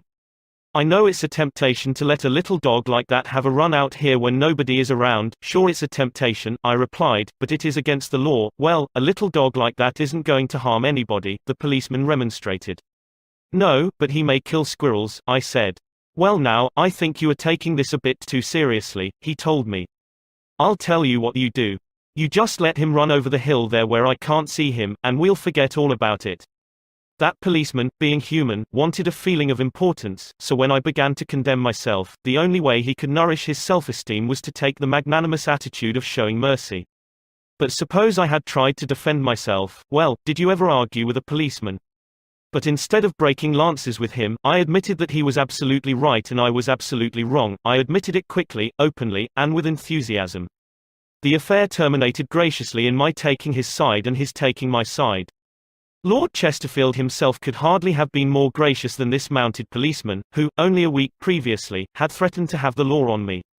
If we know we are going to be rebuked anyhow, isn't it far better to beat the other person to it and do it ourselves? Isn't it much easier to listen to self-criticism than to bear condemnation from alien lips? Say about yourself all the derogatory things you know the other person is thinking or wants to say or intends to say, and say them before that person has a chance to say them. The chances are 100 to 1 that a generous, forgiving attitude will be taken and your mistakes will be minimized, just as the mounted policeman did with me and Rex. Ferdinand E. Warren, a commercial artist, used this technique to win the goodwill of a petulant, scolding buyer of art. It is important, in making drawings for advertising and publishing purposes, to be precise and very exact, Mr. Warren said as he told the story. Some art editors demand that their commissions be executed immediately, and in these cases, some slight error is liable to occur. I knew one art director in particular who was always delighted to find fault with some little thing. I have often left his office in disgust, not because of the criticism, but because of his method of attack. Recently I delivered a rush job to this editor, and he phoned me to call at his office immediately. He said something was wrong. When I arrived, I found just what I had anticipated, and dreaded. He was hostile, gloating over his chance to criticize. He demanded with heat why I had done so and so. My opportunity had come to apply the self-criticism I had been studying about. So I said, Mr. So-and-so, if what you say is true, I am at fault and there is absolutely no excuse for my blunder. I have been doing drawings for you long enough to know better, I'm ashamed of myself. Immediately he started to defend me. Yes, you're right, but after all, this isn't a serious mistake. It is only, I interrupted him. Any mistake, I said, may be costly and they are all irritating. He started to break in, but I wouldn't let him. I was having a grand time. For the first time in my life, I was criticizing myself, and I loved it. I should have been more careful, I continued. You give me a lot of work, and you deserve the best, so I'm going to do this drawing all over. No. No, he protested. I wouldn't think of putting you to all that trouble. He praised my work, assured me that he wanted only a minor change and that my slight error hadn't cost his firm any money, and, after all, it was a mere detail, not worth worrying about. My eagerness to criticize myself took all the fight out of him. He ended up by taking me to lunch, and before we parted, he gave me a check and another commission. There is a certain degree of satisfaction in having the courage to admit one's errors. It not only clears the air of guilt and defensiveness, but often helps solve the problem created by the error. Bruce Harvey of Albuquerque, New Mexico, had incorrectly authorized payment of full wages to an employee on sick leave.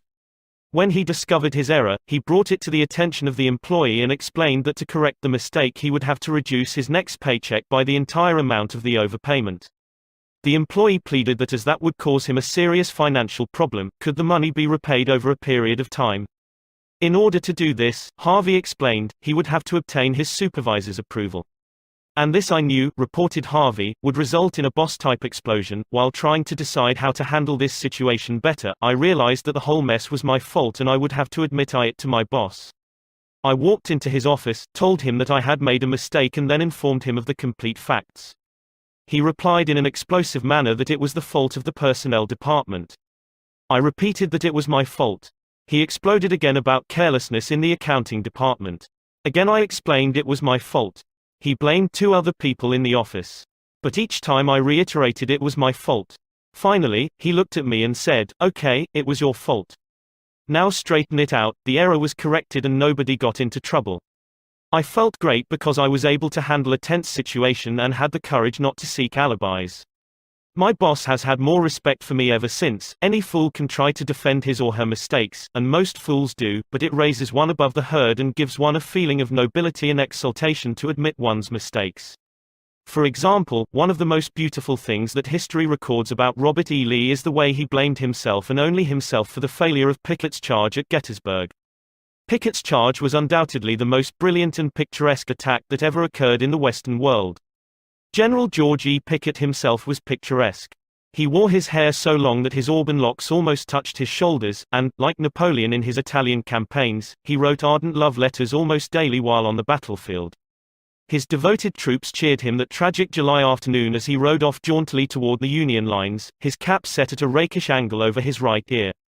They cheered and they followed him, man touching man, rank pressing rank, with banners flying and bayonets gleaming in the sun. It was a gallant sight.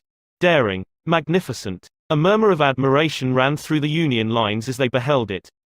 Pickett's troops swept forward at any easy trot, through orchard and cornfield, across a meadow and over a ravine. All the time, the enemy's cannon was tearing ghastly holes in their ranks, but on they pressed, grim, irresistible. Suddenly the Union infantry rose from behind the stone wall on Cemetery Ridge where they had been hiding and fired volley after volley into Pickett's onrushing troops. The crest of the hill was a sheet of flame, a slaughterhouse, a blazing volcano. In a few minutes, all of Pickett's brigade commanders except one were down, and 4/5 of his 5,000 men had fallen. General Lewis A. Armistead, leading the troops in the final plunge, ran forward, vaulted over the stone wall, and, waving his cap on the top of his sword, shouted, "Give 'em the steel, boys!" They did. They leaped over the wall, bayoneted their enemies, smashed skulls with clubbed muskets, and planted the battle flags of the South on Cemetery Ridge. The banners waved there only for a moment. But that moment, brief as it was, recorded the high water mark of the Confederacy. Pickett's charge, brilliant, heroic, was nevertheless the beginning of the end. Lee had failed. He could not penetrate the North. And he knew it. The South was doomed. Lee was so saddened, so shocked, that he sent in his resignation and asked Jefferson Davis, the President of the Confederacy, to appoint a younger and abler man. If Lee had wanted to blame the disastrous failure of Pickett's charge on someone else, he could have found a score of alibis. Some of his division commanders had failed him. The cavalry hadn't arrived in time to support the infantry attack. This had gone wrong and that had gone awry. But Lee was far too noble to blame others.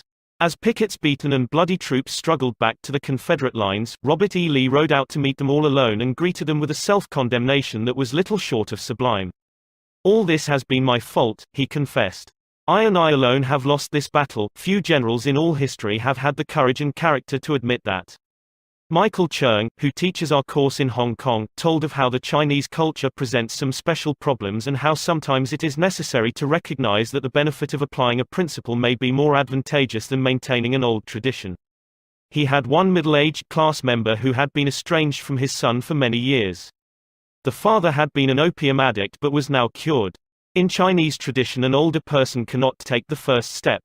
The father felt that it was up to his son to take the initiative toward a reconciliation. In an early session, he told the class about the grandchildren he had never seen and how much he desired to be reunited with his son.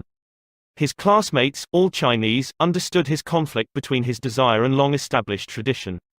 The father felt that young people should have respect for their elders and that he was right in not giving in to his desire, but to wait for his son to come to him. Toward the end of the course, the father again addressed his class. "I have pondered this problem," he said.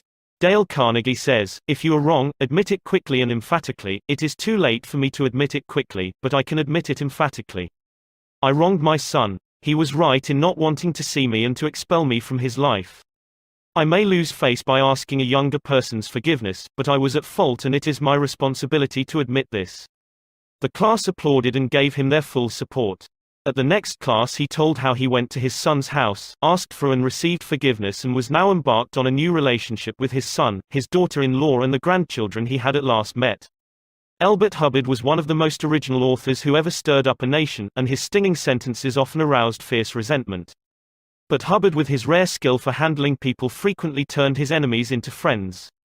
For example, when some irritated reader wrote in to say that he didn't agree with such and such an article and ended by calling Hubbard this and that, Elbert Hubbard would answer like this: "Come to think it over, I don't entirely agree with it myself. Not everything I wrote yesterday appeals to me today. I am glad to learn what you think on the subject. The next time you are in the neighborhood you must visit us and we'll get this subject threshed out for all time. So here is a handclasp over the miles, and I am, yours sincerely." What could you say to a man who treated you like that? When we are right, let's try to win people gently and tactfully to our way of thinking, and when we are wrong, and that will be surprisingly often, if we are honest with ourselves, let's admit our mistakes quickly and with enthusiasm. Not only will that technique produce astonishing results, but, believe it or not, it is a lot more fun, under the circumstances, than trying to defend oneself. Principle 3: If you are wrong, admit it quickly and emphatically. A drop of honey: if your temper is aroused and you tell him a thing or two, you will have a fine time unloading your feelings. But what about the other person? Will he share your pleasure? Will your belligerent tones, your hostile attitude, make it easy for him to agree with you? "If you come at me with your fists doubled," said Woodrow Wilson, "I think I can promise you that mine will double as fast as yours, but if you come to me and say, 'Let us sit down and take counsel together, and, if we differ from each other, understand why it is that we differ, just what the points at issue are,' we will presently find that we are not so far apart after all, that the points on which we differ are few and the points on which we agree are many, and that if we only have the patience and the candor and the desire to get together, we will get together." Nobody appreciated the truth of Woodrow Wilson's statement more than John D. Rockefeller Jr. back in 1915. Rockefeller was the most fiercely despised man in Colorado. One of the bloodiest strikes in the history of American industry had been shocking the state for 2 terrible years. Irate, belligerent miners were demanding higher wages from the Colorado Fuel and Iron Company. Rockefeller controlled that company. Property had been destroyed, troops had been called out. Blood had been shed. Strikers had been shot, their bodies riddled with bullets. At a time like that, with the air seething with hatred, Rockefeller wanted to win the strikers to his way of thinking. And he did it. How? Here's the story. After weeks spent in making friends, Rockefeller addressed the representatives of the strikers. This speech, in its entirety, is a masterpiece. It produced astonishing results. It calmed the tempestuous waves of hate that threatened to engulf Rockefeller. It won him a host of admirers. It presented facts in such a friendly manner that the strikers went back to work without saying another word about the increase in wages for which they had fought so violently. The opening of that remarkable speech follows. Note how it fairly glows with friendliness. Rockefeller, remember, was talking to men who, a few days previously, had wanted to hang him by the neck to a sour apple tree, yet he couldn't have been more gracious, more friendly if he had addressed a group of medical missionaries. His speech was radiant with such phrases as "I am proud to be here, having visited in your homes, met many of your wives and children, we meet here not as strangers, but as friends, spirit of mutual friendship, our common interests, it is only by your courtesy that I am here. This is a red-letter day in my life," Rockefeller began. "It is the first time I have ever had the good fortune to meet the representatives of the employees of this great company, its officers and superintendents, together, and I can assure you that I am proud to be here, and that I shall remember this gathering as long as I live. Had this meeting been held 2 weeks ago, I should have stood here a stranger to most of you, recognizing a few faces. Having had the opportunity last week of visiting all the camps in the southern coal field and of talking individually with practically all of the representatives, except those who were away, having visited in your homes, met many of your wives and children, we meet here not as strangers, but as friends, and it is in that spirit of mutual friendship that I am glad to have this opportunity to discuss with you our common interests. Since this is a meeting of the officers of the company and the representatives of the employees, it is only by your courtesy that I am here, for I am not so fortunate as to be either one or the other, and yet I feel that I am intimately associated with you men, for, in a sense, I represent both the stockholders and the directors. Isn't that a superb example of the fine art of making friends out of enemies? Suppose Rockefeller had taken a different tack. Suppose he had argued with those miners and hurled devastating facts in their faces. Suppose he had told them by his tones and insinuations that they were wrong. Suppose that, by all the rules of logic, he had proved that they were wrong. What would have happened? More anger would have been stirred up, more hatred, more revolt. If a man's heart is rankling with discord and ill feeling toward you, you can't win him to your way of thinking with all the logic in Christendom. Scolding parents and domineering bosses and husbands and nagging wives ought to realize that people don't want to change their minds. They can't be forced or driven to agree with you or me. But they may possibly be led to, if we are gentle and friendly, ever so gentle and ever so friendly. Lincoln said that, in effect, over 100 years ago. Here are his words: "It is an old and true maxim that a drop of honey catches more flies than a gallon of gall, so with men, if you would win a man to your cause, first convince him that you are his sincere friend, therein is a drop of honey that catches his heart, which, say what you will, is the great high road to his reason." Business executives have learned that it pays to be friendly to strikers. For example, when 2,500 employees in the White Motor Company's plant struck for higher wages and a union shop, Robert F. Black, then president of the company, didn't lose his temper and condemn and threaten and talk of tyranny and communists. He actually praised the strikers. He published an advertisement in the Cleveland papers, complimenting them on the peaceful way in which they laid down their tools. Finding the strike pickets idle, he bought them a couple of dozen baseball bats and gloves and invited them to play ball on vacant lots. For those who preferred bowling, he rented a bowling alley. This friendliness on Mr. Black's part did what friendliness always does: it begot friendliness. So the strikers borrowed brooms, shovels, and rubbish carts, and began picking up matches, papers, cigarette stubs, and cigar butts around the factory. Imagine it. Imagine strikers tidying up the factory grounds while battling for higher wages and recognition of the union. Such an event had never been heard of before in the long, tempestuous history of American labor wars. That strike ended with a compromise settlement within a week, ended without any ill feeling or rancor. Daniel Webster, who looked like a god and talked like Jehovah, was one of the most successful advocates who ever pleaded a case, yet he ushered in his most powerful arguments with such friendly remarks as, "It will be for the jury to consider, this may perhaps be worth thinking of, here are some facts that I trust you will not lose sight of, or, you, with your knowledge of human nature, will easily see the significance of these facts." No bulldozing. No high-pressure methods. No attempt to force his opinions on others. Webster used the soft-spoken, quiet, friendly approach, and it helped to make him famous. You may never be called upon to settle a strike or address a jury, but you may want to get your rent reduced. Will the friendly approach help you then? Let's see. 0. L. Straub, an engineer, wanted to get his rent reduced. And he knew his landlord was hard-boiled. "I wrote him," Mr. Straub said in a speech before the class, notifying him that I was vacating my apartment as soon as my lease expired. The truth was, I didn't want to move. I wanted to stay if I could get my rent reduced. But the situation seemed hopeless. Other tenants had tried, and failed. Everyone told me that the landlord was extremely difficult to deal with. But I said to myself, I am studying a course in how to deal with people, so I'll try it on him, and see how it works. He and his secretary came to see me as soon as he got my letter. I met him at the door with a friendly greeting. I fairly bubbled with goodwill and enthusiasm. I didn't begin talking about how high the rent was. I began talking about how much I liked his apartment house. Believe me, I was hearty in my approbation and lavish in my praise. I complimented him on the way he ran the building and told him I should like so much to stay for another year, but I couldn't afford it. He had evidently never had such a reception from a tenant. He hardly knew what to make of it. Then he started to tell me his troubles. Complaining tenants. One had written him 14 letters, some of them positively insulting. Another threatened to break his lease unless the landlord kept the man on the floor above from snoring. "What a relief it is," he said, "to have a satisfied tenant like you," and then, without my even asking him to do it, he offered to reduce my rent a little. I wanted more, so I named the figure I could afford to pay, and he accepted without a word. As he was leaving, he turned to me and asked, "What decorating can I do for you?" If I had tried to get the rent reduced by the methods the other tenants were using, I am positive I should have met with the same failure they encountered.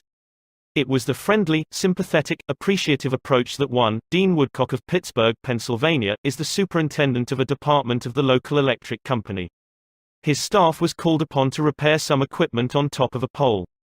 This type of work had formerly been performed by a different department and had only recently been transferred to Woodcock's section. Although his people had been trained in the work, this was the first time they had ever actually been called upon to do it. Everybody in the organization was interested in seeing if and how they could handle it. Mr. Woodcock, several of his subordinate managers, and members of other departments of the utility went to see the operation. Many cars and trucks were there, and a number of people were standing around watching the two lone men on top of the pole. Glancing around, Woodcock noticed a man up the street getting out of his car with a camera. He began taking pictures of the scene. Utility people are extremely conscious of public relations, and suddenly Woodcock realized what this setup looked like to the man with the camera. Overkill, dozens of people being called out to do a two-person job. He strolled up the street to the photographer. "I see you're interested in our operation." "Yes, and my mother will be more than interested. She owns stock in your company. This will be an eye-opener for her. She may even decide her investment was unwise. I've been telling her for years there's a lot of waste motion in companies like yours. This proves it. The newspapers might like these pictures, too. It does look like it, doesn't it? I'd think the same thing in your position. But this is a unique situation."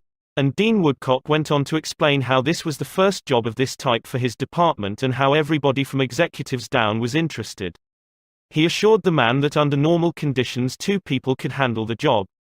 The photographer put away his camera, shook Woodcock's hand, and thanked him for taking the time to explain the situation to him. Dean Woodcock's friendly approach saved his company much embarrassment and bad publicity. Another member of one of our classes, Gerald H. Wynn of Littleton, New Hampshire, reported how by using a friendly approach, he obtained a very satisfactory settlement on a damage claim. Early in the spring, he reported, before the ground had thawed from the winter freezing, there was an unusually heavy rainstorm and the water, which normally would have run off to nearby ditches and storm drains along the road, took a new course onto a building lot where I had just built a new home. Not being able to run off. The water pressure built up around the foundation of the house. The water forced itself under the concrete basement floor, causing it to explode, and the basement filled with water. This ruined the furnace and the hot water heater. The cost to repair this damage was in excess of $2,000. I had no insurance to cover this type of damage. However, I soon found out that the owner of the subdivision had neglected to put in a storm drain near the house which could have prevented this problem. I made an appointment to see him. During the 25-mile trip to his office, I carefully reviewed the situation and, remembering the principles I learned in this course, I decided that showing my anger would not serve any worthwhile purpose. When I arrived, I kept very calm and started by talking about his recent vacation to the West Indies. Then, when I felt the timing was right, I mentioned the little problem of water damage. He quickly agreed to do his share in helping to correct the problem. A few days later he called and said he would pay for the damage and also put in a storm drain to prevent the same thing from happening in the future. Even though it was the fault of the owner of the subdivision, if I had not begun in a friendly way, there would have been a great deal of difficulty in getting him to agree to the total liability. Years ago, when I was a barefoot boy walking through the woods to a country school out in northwest Missouri, I read a fable about the sun and the wind.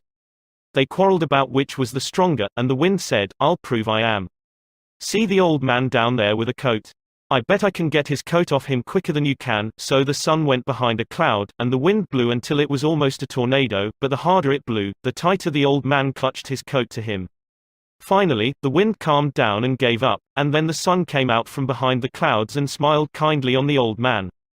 Presently, he mopped his brow and pulled off his coat.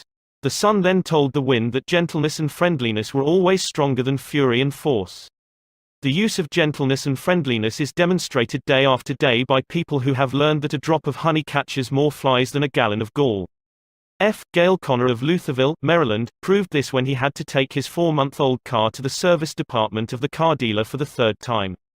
He told our class, "It was apparent that talking to, reasoning with or shouting at the service manager was not going to lead to a satisfactory resolution of my problems. I walked over to the showroom and asked to see the agency owner, Mr. White. After a short wait, I was ushered into Mr. White's office. I introduced myself and explained to him that I had bought my car from his dealership because of the recommendations of friends who had had previous dealings with him. I was told that his prices were very competitive, and his service was outstanding. He smiled with satisfaction as he listened to me. I then explained the problem I was having with the service department. I thought you might want to be aware of any situation that might tarnish your fine reputation, I added. He thanked me for calling this to his attention and assured me that my problem would be taken care of. Not only did he personally get involved, but he also lent me his car to use while mine was being repaired. Aesop was a Greek slave who lived at the court of Croesus and spun immortal fables 600 years before Christ. Yet the truths he taught about human nature are just as true in Boston and Birmingham now as they were 26 centuries ago in Athens. The sun can make you take off your coat more quickly than the wind, and kindliness, the friendly approach and appreciation can make people change their minds more readily than all the bluster and storming in the world. Remember what Lincoln said, "A drop of honey catches more flies than a gallon of gall." Principle 4. Begin in a friendly way. The secret of Socrates in talking with people: don't begin by discussing the things on which you differ. Begin by emphasizing, and keep on emphasizing, the things on which you agree. Keep emphasizing, if possible, that you are both striving for the same end and that your only difference is one of method and not of purpose. Get the other person saying, "Yes, yes," at the outset. Keep your opponent, if possible, from saying no. A no response, according to Professor Overstreet, is a most difficult handicap to overcome. When you have said no, all your pride of personality demands that you remain consistent with yourself. You may later feel that the no was ill-advised, nevertheless, there is your precious pride to consider. Once having said a thing, you feel you must stick to it. Hence it is of the very greatest importance that a person be started in the affirmative direction. Harry A. Overstreet, Influencing Human Behavior, New York, Norton, 1925. The skillful speaker gets, at the outset, a number of yes responses. This sets the psychological process of the listeners moving in the affirmative direction. It is like the movement of a billiard ball. propel in one direction, and it takes some force to deflect it, far more force to send it back in the opposite direction. The psychological patterns here are quite clear. When a person says no, and really means it, he or she is doing far more than saying a word of 2 letters. The entire organism, glandular, nervous, muscular, gathers itself together into a condition of rejection. There is, usually in minute but sometimes in observable degree, a physical withdrawal or readiness for withdrawal. The whole neuromuscular system, in short, sets itself on guard against acceptance. When, to the contrary, a person says yes, none of the withdrawal activities takes place. The organism is in a forward, moving, accepting, open attitude. Hence the more yeses we can, at the very outset, induce, the more likely we are to succeed in capturing the attention for our ultimate proposal. It is a very simple technique, this yes response. And yet, how much it is neglected. It often seems as if people get a sense of their own importance by antagonizing others at the outset. Get a student to say no at the beginning, or a customer, child, husband, or wife, and it takes the wisdom and the patience of angels to transform that bristling negative into an affirmative. The use of this yes, yes technique enabled James Eberson, who was a teller in the Greenwich Savings Bank, in New York City, to secure a prospective customer who might otherwise have been lost. This man came in to open an account, said Mr. Eberson, and I gave him our usual form to fill out. Some of the questions he answered willingly, but there were others he flatly refused to answer. Before I began the study of human relations, I would have told this prospective depositor that if he refused to give the bank this information, we should have to refuse to accept this account. I am ashamed that I have been guilty of doing that very thing in the past. Naturally, an ultimatum like that made me feel good. I had shown who was boss, that the bank's rules and regulations couldn't be flouted. But that sort of attitude certainly didn't give a feeling of welcome and importance to the man who had walked in to give us his patronage. I resolved this morning to use a little horse sense. I resolved not to talk about what the bank wanted but about what the customer wanted. And above all else, I was determined to get him saying yes, yes from the very start. So I agreed with him. I told him the information he refused to give was not absolutely necessary. However, I said, suppose you have money in this bank at your death. Wouldn't you like to have the bank transfer it to your next of kin, who is entitled to it according to law? Yes, of course, he replied. Don't you think, I continued, that it would be a good idea to give us the name of your next of kin so that, in the event of your death, we could carry out your wishes without error or delay? Again he said, yes. The young man's attitude softened and changed when he realized that we weren't asking for this information for our sake but for his sake. Before leaving the bank, this young man not only gave me complete information about himself but he opened, at my suggestion, a trust account, naming his mother as the beneficiary for his account, and he had gladly answered all the questions concerning his mother also. I found that by getting him to say yes, yes from the outset, he forgot the issue at stake and was happy to do all the things I suggested. Joseph Allison, a sales representative for Westinghouse Electric Company, had this story to tell. There was a man in my territory that our company was most eager to sell to. My predecessor had called on him for 10 years without selling anything. When I took over the territory, I called steadily for 3 years without getting an order.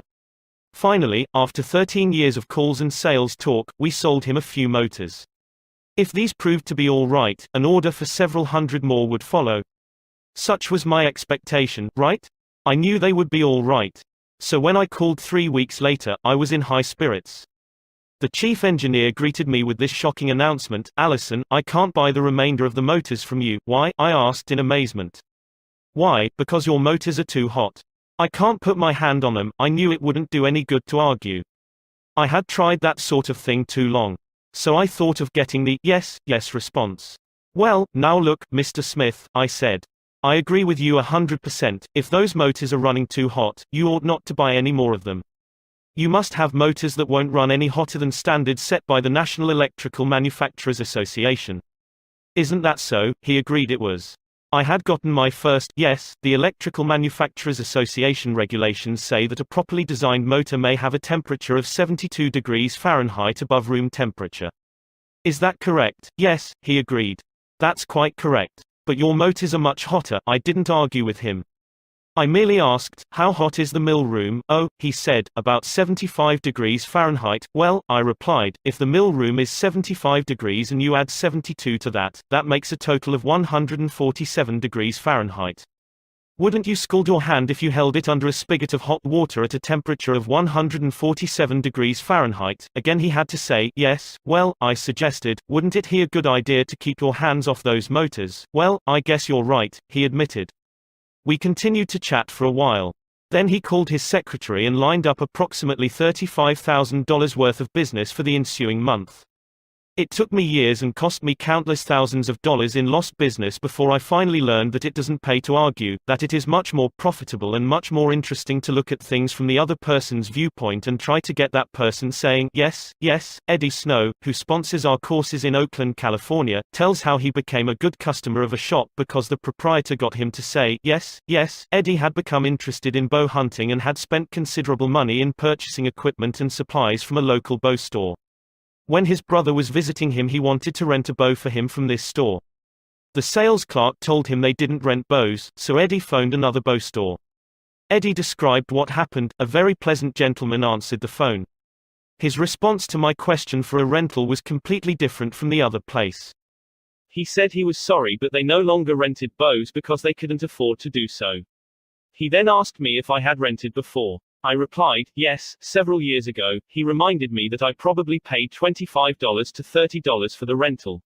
I said, yes, again. He then asked if I was the kind of person who liked to save money.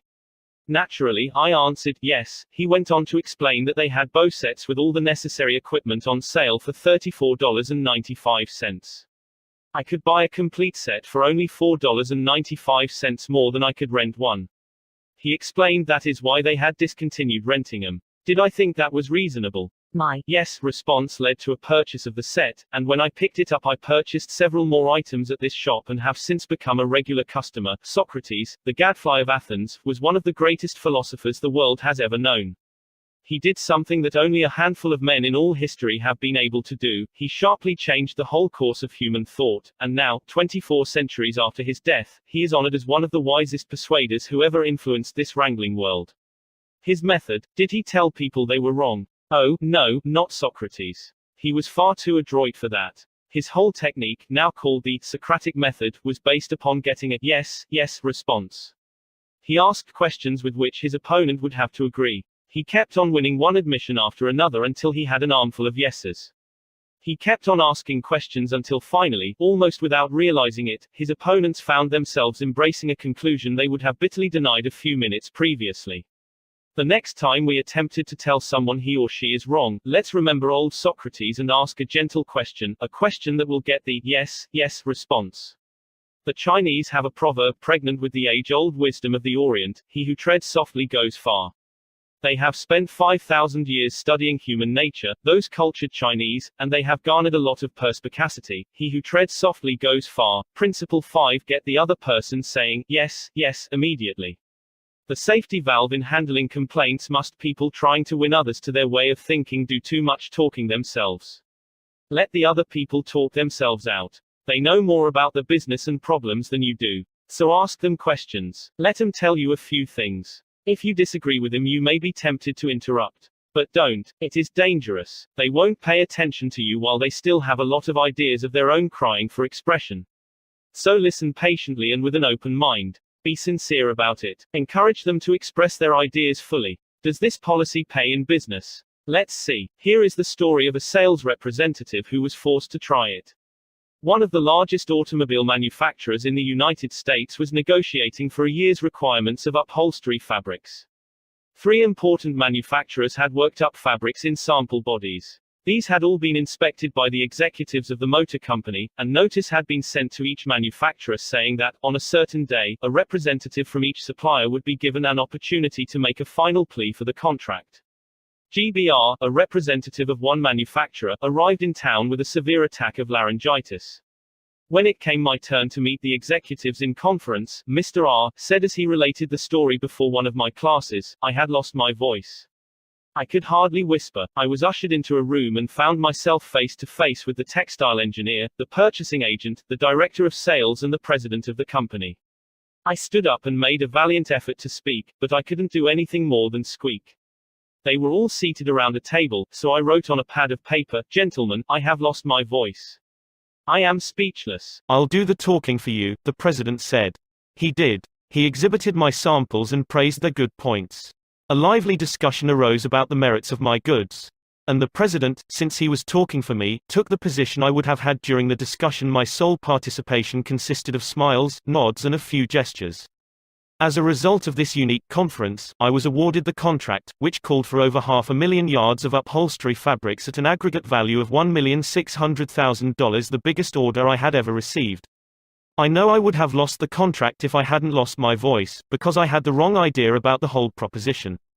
I discovered, quite by accident, how richly it sometimes pays to let the other person do the talking. Letting the other person do the talking helps in family situations as well as in business. Barbara Wilson's relationship with her daughter, Lori, was deteriorating rapidly. Lori, who had been a quiet, complacent child, had grown into an uncooperative, sometimes belligerent teenager. Mrs. Wilson lectured her, threatened her and punished her, but all to no avail. One day, Mrs. Wilson told one of our classes, "I just gave up." Lori had disobeyed me and had left the house to visit her girlfriend before she had completed her chores. When she returned, I was about to scream at her for the 10,000th time, but I just didn't have the strength to do it. I just looked at her and said sadly, "Why, Lori, why?" Lori noted my condition and in a calm voice asked, "Do you really want to know?" I nodded and Lori told me, first hesitantly, and then it all flowed out. I had never listened to her. I was always telling her to do this or that. When she wanted to tell me her thoughts, feelings, ideas, I interrupted with more orders. I began to realize that she needed me, not as a bossy mother, but as a confidant, an outlet for all her confusion about growing up. And all I had been doing was talking when I should have been listening. I never heard her. From that time on, I let her do all the talking she wanted. She tells me what is on her mind, and our relationship has improved immeasurably. She is again a cooperative person. A large advertisement appeared on the financial page of a New York newspaper calling for a person with unusual ability and experience. Charles T. Cubelis answered the advertisement, sending his reply to a box number. A few days later, he was invited by letter to call for an interview. Before he called, he spent hours in Wall Street finding out everything possible about the person who had founded the business. During the interview, he remarked, "I should be mighty proud to be associated with an organization with a record like yours. I understand you started 28 years ago with nothing but desk room and one stenographer. Is that true?" Almost every successful person likes to reminisce about his early struggles. This man was no exception. He talked for a long time about how he had started with $450 in cash and an original idea. He told how he had fought against discouragement and battled against ridicule, working Sundays and holidays, 12 to 16 hours a day, how he had finally won against all odds until now the most important executives on Wall Street were coming to him for information and guidance. He was proud of such a record.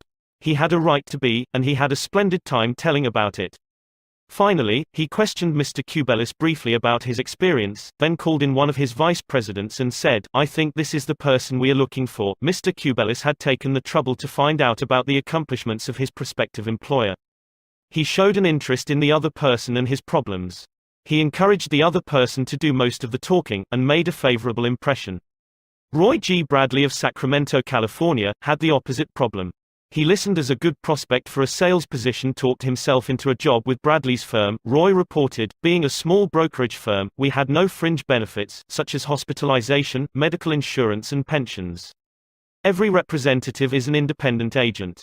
We don't even provide leads for prospects, as we cannot advertise for them as our larger competitors do." Richard Pryor had the type of experience we wanted for this position, and he was interviewed first by my assistant, who told him about all the negatives related to this job. He seemed slightly discouraged when he came into my office. I mentioned the one benefit of being associated with my firm, that of being an independent contractor and therefore virtually being self-employed. As he talked about these advantages to me, he talked himself out of each negative thought he had when he came in for the interview. Several times it seemed as though he was half talking to himself as he was thinking through each thought.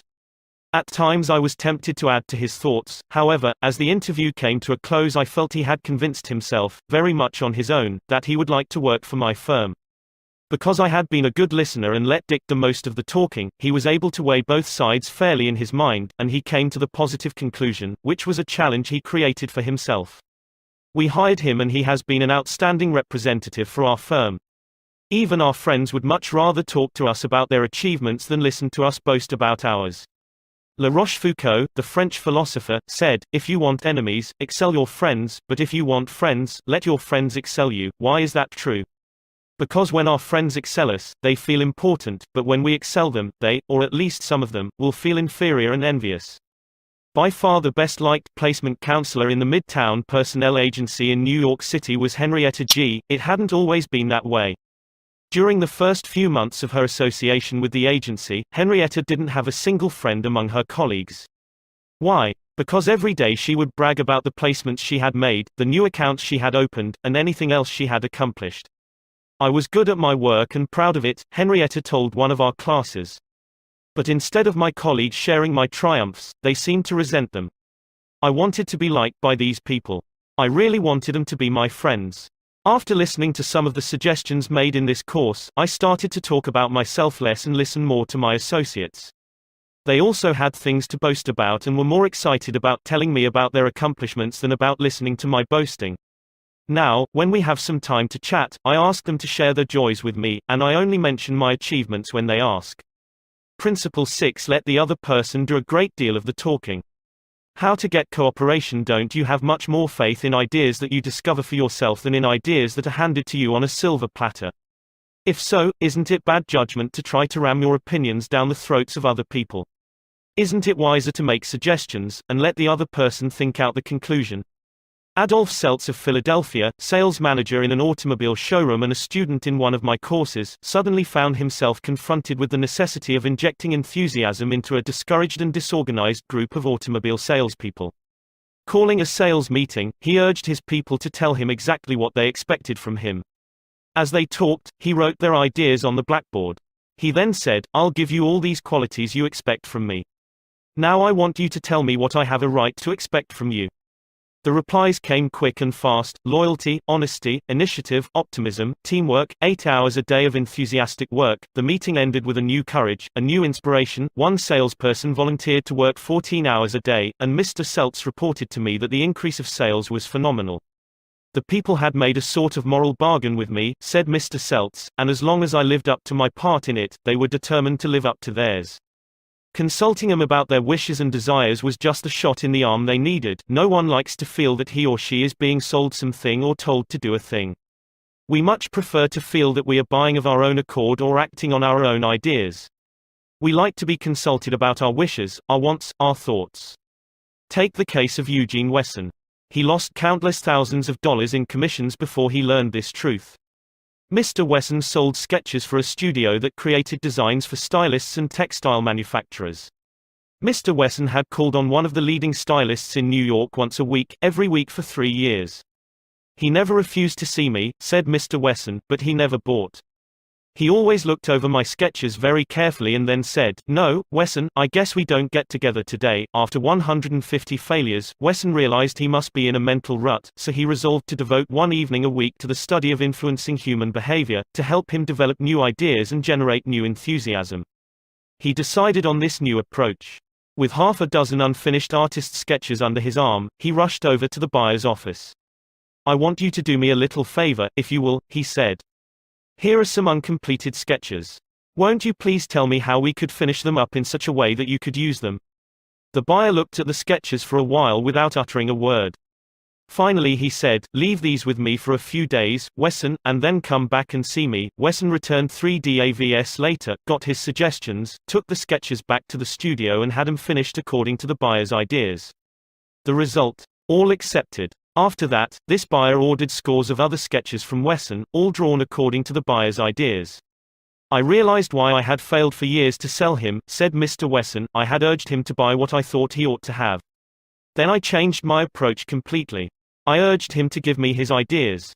This made him feel that he was creating the designs. And he was. I didn't have to sell him. He bought." Letting the other person feel that the idea is his or hers not only works in business and politics, it works in family life as well. Paul M. Davis of Tulsa, Oklahoma, told his class how he applied this principle. "My family and I enjoyed one of the most interesting sightseeing vacation trips we have ever taken. I had long dreamed of visiting such historic sites as the Civil War battlefield in Gettysburg, Independence Hall in Philadelphia, and our nation's capital.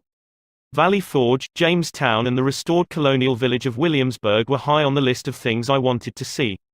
In March, my wife, Nancy, mentioned that she had ideas for our summer vacation, which included a tour of the western states, visiting points of interest in New Mexico, Arizona, California and Nevada. She had wanted to make this trip for several years. But we couldn't obviously make both trips.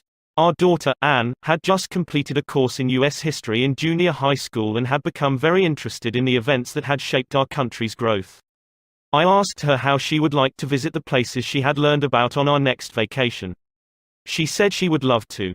2 evenings later, as we sat around the dinner table, Nancy announced that if we all agreed, the summer's vacation would be to the eastern states, that it would be a great trip for Anne and thrilling for all of us. We all concurred. This same psychology was used by an X-ray manufacturer to sell his equipment to one of the largest hospitals in Brooklyn. This hospital was building an addition and preparing to equip it with the finest X-ray department in America. Dr. L, who was in charge of the X-ray department, was overwhelmed with sales representatives, each caroling the praises of his own company's equipment. One manufacturer, however, was more skillful. He knew far more about handling human nature than the others did. He wrote a letter something like this: "Our factory has recently completed a new line of X-ray equipment. The first shipment of these machines has just arrived at our office. They are not perfect. We know that, and we want to improve them. So we should be deeply obligated to you if you could find time to look them over and give us your ideas about how they can be made more serviceable to your profession. Knowing how occupied you are, I shall be glad to send my car for you at any hour you specify." I was surprised to get that letter, Dr. L said as he related the incident before the class. I was both surprised and complimented. I had never had an X-ray manufacturer seeking my advice before. It made me feel important. I was busy every night that week, but I cancelled a dinner appointment in order to look over the equipment. The more I studied it, the more I discovered for myself how much I liked it. Nobody had tried to sell it to me. I felt that the idea of buying that equipment for the hospital was my own. I sold myself on its superior qualities and ordered it installed. Ralph Waldo Emerson, in his essay, Self-Reliance, stated, "In every work of genius we recognize our own rejected thoughts, they come back to us with a certain alienated majesty." Colonel Edward M. House wielded an enormous influence in national and international affairs while Woodrow Wilson occupied the White House. Wilson leaned upon Colonel House for secret counsel and advice more than he did upon even members of his own cabinet. What method did the colonel use in influencing the president? Fortunately, we know, for House himself revealed it to Arthur D. Howden Smith, and Smith quoted House in an article in the Saturday Evening Post. "After I got to know the president," House said, "I learned the best way to convert him to an idea was to plant it in his mind casually, but so as to interest him in it, so as to get him thinking about it on his own account. The first time this worked it was an accident. I had been visiting him at the White House and urged a policy on him which he appeared to disapprove. But several days later, at the dinner table, I was amazed to hear him trot out my suggestion as his own." Did House interrupt him and say, "That's not your idea. That's mine"? Oh, no, not House. He was too adroit for that. He didn't care about credit. He wanted results. So he let Wilson continue to feel that the idea was his. House did even more than that. He gave Wilson public credit for these ideas. Let's remember that everyone we come in contact with is just as human as Woodrow Wilson. So let's use Colonel House's technique. A man up in the beautiful Canadian province of New Brunswick used this technique on me and won my patronage. I was planning at the time to do some fishing and canoeing in New Brunswick. So I wrote the Tourist Bureau for information. Evidently my name and address were put on a mailing list, for I was immediately overwhelmed with scores of letters and booklets and printed testimonials from camps and guides. I was bewildered. I didn't know which to choose. Then one camp owner did a clever thing. He sent me the names and telephone numbers of several New York people who had stayed at his camp, and he invited me to telephone them and discover for myself what he had to offer. I found to my surprise that I knew one of the men on his list. I telephoned him, found out what his experience had been, and then wired the camp the date of my arrival. The others had been trying to sell me on their service, but one let me sell myself. That organization won. 25 centuries ago, Lao Tse, a Chinese sage, said some things that readers of this book might use today. The reason why rivers and seas receive the homage of 100 mountain streams is that they keep below them. Thus they are able to reign over all the mountain streams. So the sage, wishing to be above men, putteth himself below them, wishing to be before them, he putteth himself behind them. Thus, though his place be above men, they do not feel his weight, though his place be before them, they do not count it an injury. Principle 7. Let the other person feel that the idea is his or hers. A formula that will work wonders for you. Remember that other people may be totally wrong. But they don't think so. Don't condemn them. Any fool can do that. Try to understand them. Only wise, tolerant, exceptional people even try to do that. There is a reason why the other man thinks and acts as he does. Ferret out that reason, and you have the key to his actions, perhaps to his personality. Try honestly to put yourself in his place. If you say to yourself, "How would I feel, how would I react if I were in his shoes?" you will save yourself time and irritation, for, by becoming interested in the cause, we are less likely to dislike the effect. And, in addition, you will sharply increase your skill in human relationships. Stop a minute, says Kenneth M. Good in his book How to Turn People into Gold. Stop a minute to contrast your keen interest in your own affairs with your mild concern about anything else. Realize then, that everybody else in the world feels exactly the same way. Then, along with Lincoln and Roosevelt, you will have grasped the only solid foundation for interpersonal relationships, namely, that success in dealing with people depends on a sympathetic grasp of the other person's viewpoint. Sam Douglas of Hempstead, New York, used to tell his wife that she spent too much time working on their lawn, pulling weeds, fertilizing, cutting the grass twice a week when the lawn didn't look any better than it had when they moved into their home 4 years earlier. Naturally, she was distressed by his remarks, and each time he made such remarks the balance of the evening was ruined. After taking our course, Mr. Douglas realized how foolish he had been all those years. It never occurred to him that she enjoyed doing that work and she might really appreciate a compliment on her diligence. One evening after dinner, his wife said she wanted to pull some weeds and invited him to keep her company. He first declined, but then thought better of it and went out after her and began to help her pull weeds. She was visibly pleased, and together they spent an hour in hard work and pleasant conversation. After that he often helped her with the gardening and complimented her on how fine the lawn looked, what a fantastic job she was doing with a yard where the soil was like concrete. Result, a happier life for both because he had learned to look at things from her point of view even if the subject was only weeds. In his book Getting Through to People, Dr. Gerald S. Nirenberg commented, "Cooperativeness in conversation is achieved when you show that you consider the other person's ideas and feelings as important as your own. Starting your conversation by giving the other person the purpose or direction of your conversation, governing what you say by what you would want to hear if you were the listener, and accepting his or her viewpoint will encourage the listener to have an open mind to your ideas." Dr. Gerald S. Nirenberg, Getting Through to People, Englewood Cliffs, N.J., Prentice Hall, 1963, p. 31. I have always enjoyed walking and riding in a park near my home. Like the Druids of ancient Gaul, I all but worship an oak tree, so I was distressed season after season to see the young trees and shrubs killed off by needless fires. These fires weren't caused by careless smokers. They were almost all caused by youngsters who went out to the park to go native and cook a frankfurter or an egg under the trees. Sometimes, these fires raged so fiercely that the fire department had to be called out to fight the conflagration.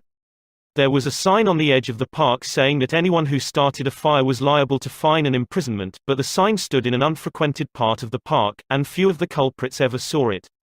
A mounted policeman was supposed to look after the park, but he didn't take his duties too seriously, and the fires continued to spread season after season. On one occasion, I rushed up to a policeman and told him about a fire spreading rapidly through the park and wanted him to notify the fire department, and he nonchalantly replied that it was none of his business because it wasn't in his precinct. I was desperate, so after that when I went riding, I acted as a self-appointed committee of one to protect the public domain. In the beginning, I am afraid I didn't even attempt to see the other people's point of view. When I saw a fire blazing under the trees, I was so unhappy about it, so eager to do the right thing, that I did the wrong thing. I would ride up to the boys, warn them that they could be jailed for starting a fire, order with a tone of authority that it be put out, and, if they refused, I would threaten to have them arrested.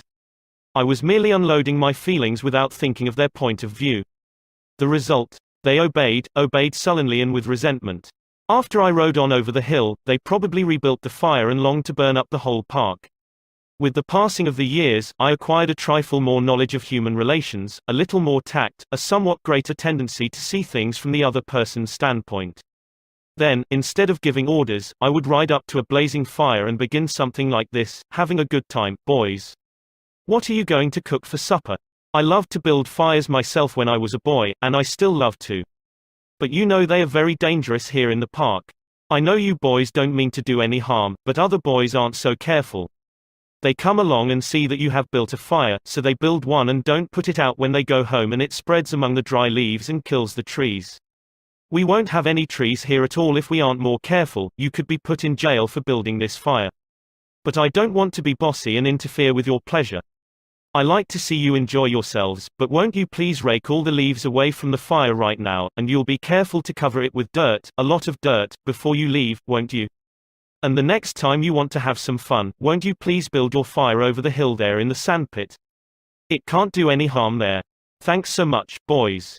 Have a good time. What a difference that kind of talk made. It made the boys want to cooperate. No sullenness, no resentment. They hadn't been forced to obey orders. They had saved their faces. They felt better, and I felt better because I had handled the situation with consideration for their point of view. Seeing things through another person's eyes may ease tensions when personal problems become overwhelming. Elizabeth Novak of New South Wales, Australia, was 6 weeks late with her car payment. On a Friday, she reported, I received a nasty phone call from the man who was handling my account informing me if I did not come up with $122 by Monday morning I could anticipate further action from the company.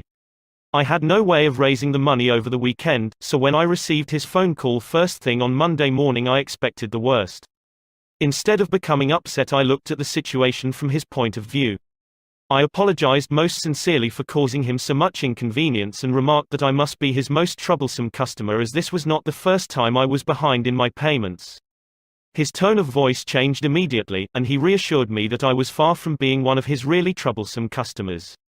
He went on to tell me several examples of how rude his customers sometimes were, how they lied to him and often tried to avoid talking to him at all. I said nothing. I listened and let him pour out his troubles to me. Then, without any suggestion from me, he said it did not matter if I couldn't pay all the money immediately.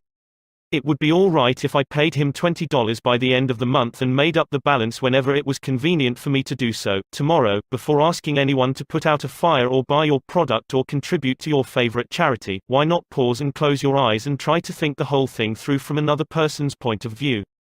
Ask yourself, why should he or she want to do it? True, this will take time, but it will avoid making enemies and will get better results, and with less friction and less shoe leather.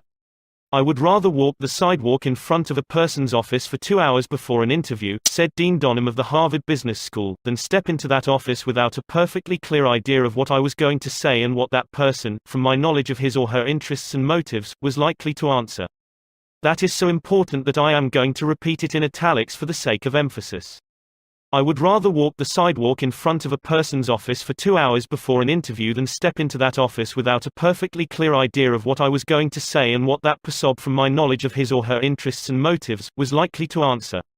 If, as a result of reading this book, you get only one thing, an increased tendency to think always in terms of the other person's point of view, and see things from that person's angle as well as your own, if you get only that one thing from this book, it may easily prove to be one of the stepping stones of your career. Principle 8. Try honestly to see things from the other person's point of view. What everybody wants. Wouldn't you like to have a magic phrase that would stop arguments, eliminate ill feeling, create goodwill, and make the other person listen attentively? Yes. All right. Here it is. I don't blame you one iota for feeling as you do. If I were you, I would undoubtedly feel just as you do. An answer like that will soften the most cantankerous old cuss alive. And you can say that and be 100% sincere, because if you were the other person, you, of course, would feel just as he does. Take Al Capone, for example. Suppose you had inherited the same body and temperament and mind that Al Capone had. Suppose you had had his environment and experiences. You would then be precisely what he was, and where he was. For it is those things, and only those things, that made him what he was. The only reason, for example, that you are not a rattlesnake is that your mother and father weren't rattlesnakes. You deserve very little credit for being what you are, and remember, the people who come to you irritated, bigoted, unreasoning, deserve very little discredit for being what they are. Feel sorry for the poor devils. Pity them. Sympathize with them. Say to yourself, there, but for the grace of God, go I. 3/4 of the people you will ever meet are hungering and thirsting for sympathy. Give it to them, and they will love you. I once gave a broadcast about the author of Little Women, Louisa May Alcott. Naturally, I knew she had lived and written her immortal books in Concord, Massachusetts. But, without thinking what I was saying, I spoke of visiting her old home in Concord, New Hampshire. If I had said New Hampshire only once, it might have been forgiven. But, alas and alack. I said it twice. I was deluged with letters and telegrams, stinging messages that swirled around my defenseless head like a swarm of hornets. Many were indignant, a few insulting. One colonial dame, who had been reared in Concord, Massachusetts, and who was then living in Philadelphia, vented her scorching wrath upon me. She couldn't have been much more bitter if I had accused Miss Alcott of being a cannibal from New Guinea. As I read the letter, I said to myself, thank God, I am not married to that woman. I felt like writing and telling her that although I had made a mistake in geography, she had made a far greater mistake in common courtesy. That was to be just my opening sentence. Then I was going to roll up my sleeves and tell her what I really thought. But I didn't. I controlled myself. I realized that any hot-headed fool could do that, and that most fools would do just that. I wanted to be above fools. So I resolved to try to turn her hostility into friendliness. It would be a challenge, a sort of game one could play. I said to myself, after all, if I were she, I would probably feel just as she does, so I determined to sympathize with her viewpoint. The next time I was in Philadelphia, I called her on the telephone. The conversation went something like this: Me, Mrs. So-and-so, you wrote me a letter a few weeks ago, and I want to thank you for it. She, in incisive, cultured, well-bred tones, to whom have I the honor of speaking? Me, I am a stranger to you. My name is Dale Carnegie. You listened to a broadcast I gave about Louisa May Alcott a few Sundays ago, and I made the unforgivable blunder of saying that she had lived in Concord, New Hampshire. It was a stupid blunder, and I want to apologize for it. It was so nice of you to take the time to write me. She, I am sorry, Mr. Carnegie, that I wrote as I did.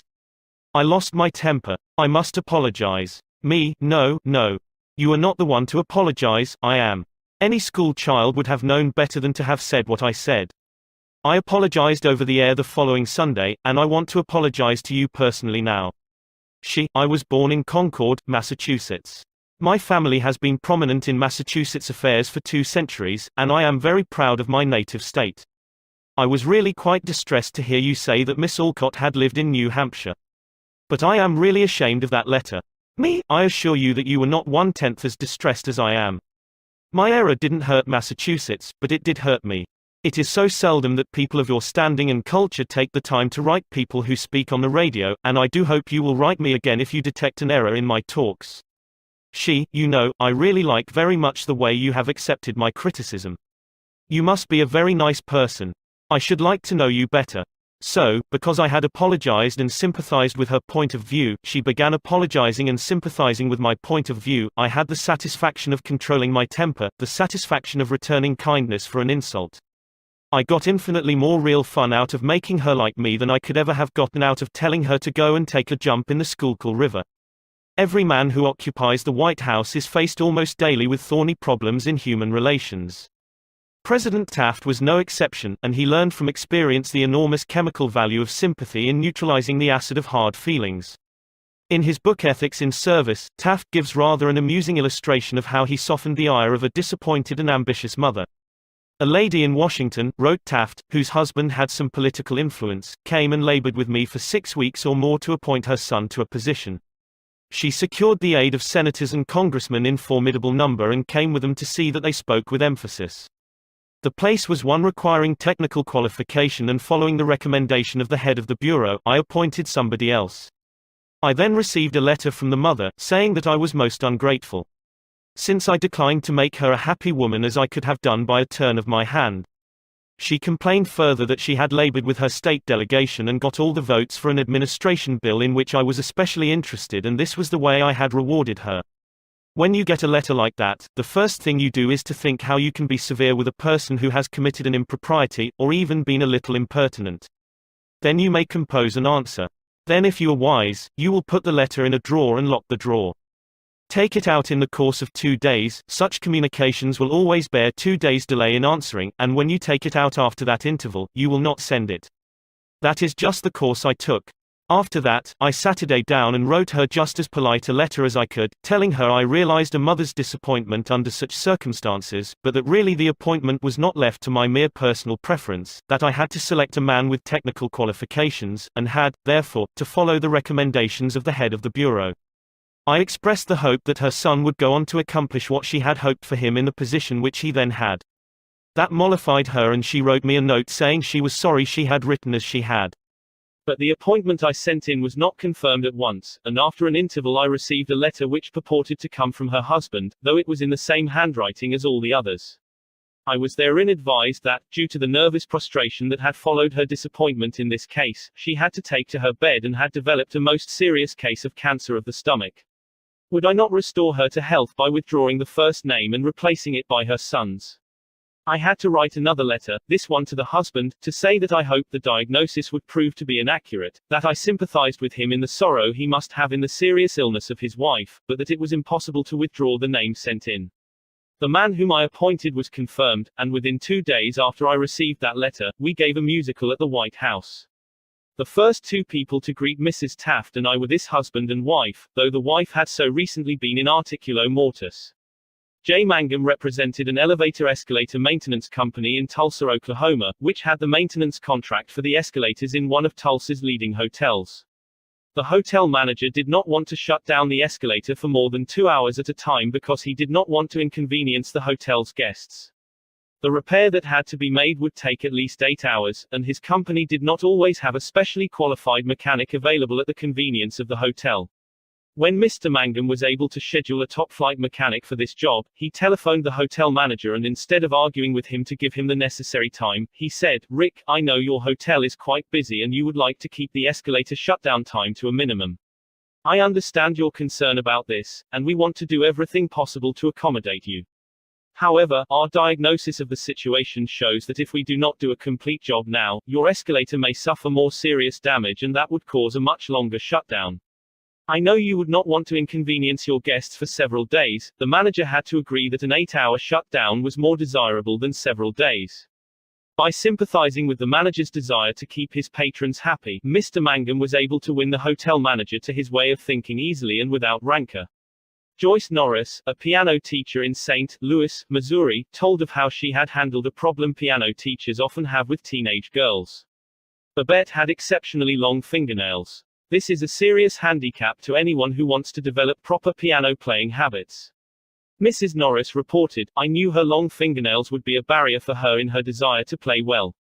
During our discussions prior to her starting her lessons with me, I did not mention anything to her about her nails. I didn't want to discourage her from taking lessons, and I also knew she would not want to lose that which she took so much pride in and such great care to make attractive. After her first lesson, when I felt the time was right, I said, 'Babette, you have attractive hands and beautiful fingernails.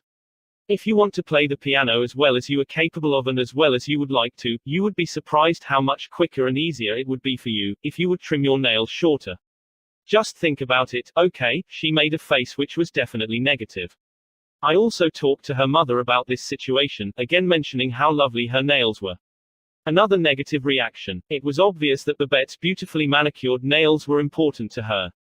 The following week Babette returned for her second lesson. Much to my surprise, the fingernails had been trimmed. I complimented her and praised her for making such a sacrifice. I also thanked her mother for influencing Babette to cut her nails. Her reply was, "Oh, I had nothing to do with it." Babette decided to do it on her own, and this is the first time she has ever trimmed her nails for anyone. Did Mrs. Norris threaten Babette? Did she say she would refuse to teach a student with long fingernails? No, she did not. She let Babette know that her fingernails were a thing of beauty and it would be a sacrifice to cut them. She implied, "I sympathize with you, I know it won't be easy, but it will pay off in your better musical development." Sol Hurrick was probably America's #1 impresario. For almost half a century he handled artists, such world-famous artists as Chaliapin, Isadora Duncan, and Pavlova. Mr. Hurrick told me that one of the first lessons he had learned in dealing with his temperamental stars was the necessity for sympathy and more sympathy with their idiosyncrasies. For 3 years, he was impresario for Fyodor Chaliapin, one of the greatest bassos who ever thrilled the ritzy boxholders at the Metropolitan, yet Chaliapin was a constant problem. He carried on like a spoiled child. To put it in Mr. Hurrick's own inimitable phrase, he was a hell of a fellow in every way. For example, Chaliapin would call up Mr. Hurrick about noon of the day he was going to sing and say, "Sol, I feel terrible. My throat is like raw hamburger. It is impossible for me to sing tonight." Did Mr. Hurrick argue with him? Oh, no. He knew that an entrepreneur couldn't handle artists that way. So he would rush over to Chaliapan's hotel, dripping with sympathy. What a pity, he would mourn. What a pity. My poor fellow. Of course, you cannot sing. I will cancel the engagement at once. It will only cost you a couple of $1,000s, but that is nothing in comparison to your reputation. Then Chaliapan would sigh and say, perhaps you had better come over later in the day. Come at 5 and see how I feel then. At 5 o'clock, Mr. Hurrick would again rush to his hotel, dripping with sympathy. Again he would insist on cancelling the engagement, and again Chaliapan would sigh and say, well, maybe you had better come to see me later. I may be better then. At 7:30 the great basso would consent to sing, only with the understanding that Mr. Hurrick would walk out on the stage of the Metropolitan and announce that Chaliapan had a very bad cold and was not in good voice. Mr. Hurrick would lie and say he would do it, for he knew that was the only way to get the basso out on the stage. Dr. Arthur I. Gates said in his splendid book Educational Psychology, sympathy the human species universally craves. The child eagerly displays his injury, or even inflicts a cut or bruise in order to reap abundant sympathy. For the same purpose adults show their bruises, relate their accidents, illness, especially details of surgical operations.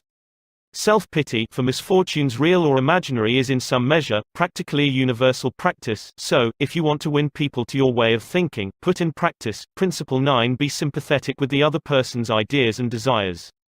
An appeal that everybody likes. I was reared on the edge of the Jesse James country out in Missouri, and first visited the James farm at Kearney, Missouri, where the son of Jesse James was then living.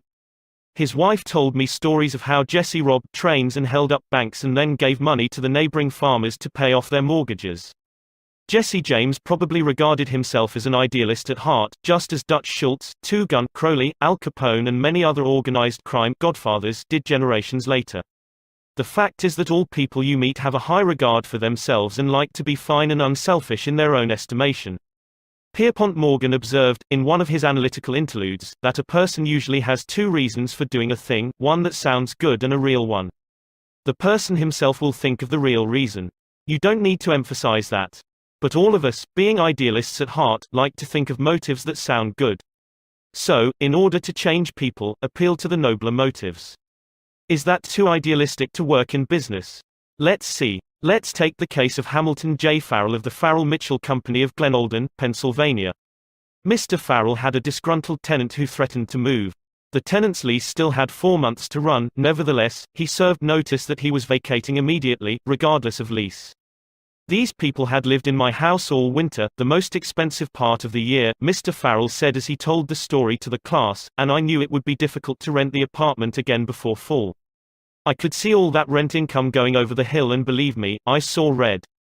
Now, ordinarily, I would have waded into that tenant and advised him to read his lease again.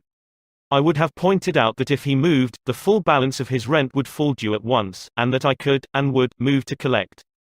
However, instead of flying off the handle and making a scene, I decided to try other tactics. So I started like this, Mr. Doe, I said. I have listened to your story, and I still don't believe you intend to move. Years in the renting business have taught me something about human nature, and I sized you up in the first place as being a man of your word. In fact, I'm so sure of it that I'm willing to take a gamble. Now, here's my proposition. Leave your decision on the table for a few days and think it over. If you come back to me between now and the 1st of the month, when your rent is due, and tell me you still intend to move, I give you my word I will accept your decision as final. I will privilege you to move and admit to myself I've been wrong in my judgment. But I still believe you're a man of your word and will live up to your contract. For after all, we are either men or monkeys, and the choice usually lies with ourselves. Well, when the new month came around, this gentleman came to see me and paid his rent in person. He and his wife had talked it over, he said, and decided to stay. They had concluded that the only honorable thing to do was to live up to their lease. When the late Lord Northcliffe found a newspaper using a picture of him which he didn't want published, he wrote the editor a letter. But did he say, please do not publish that picture of me anymore, I don't like it? No, he appealed to a nobler motive. He appealed to the respect and love that all of us have for motherhood. He wrote, please do not publish that picture of me anymore. My mother doesn't like it. When John D. Rockefeller Jr. wished to stop newspaper photographers from snapping pictures of his children, he too appealed to the nobler motives.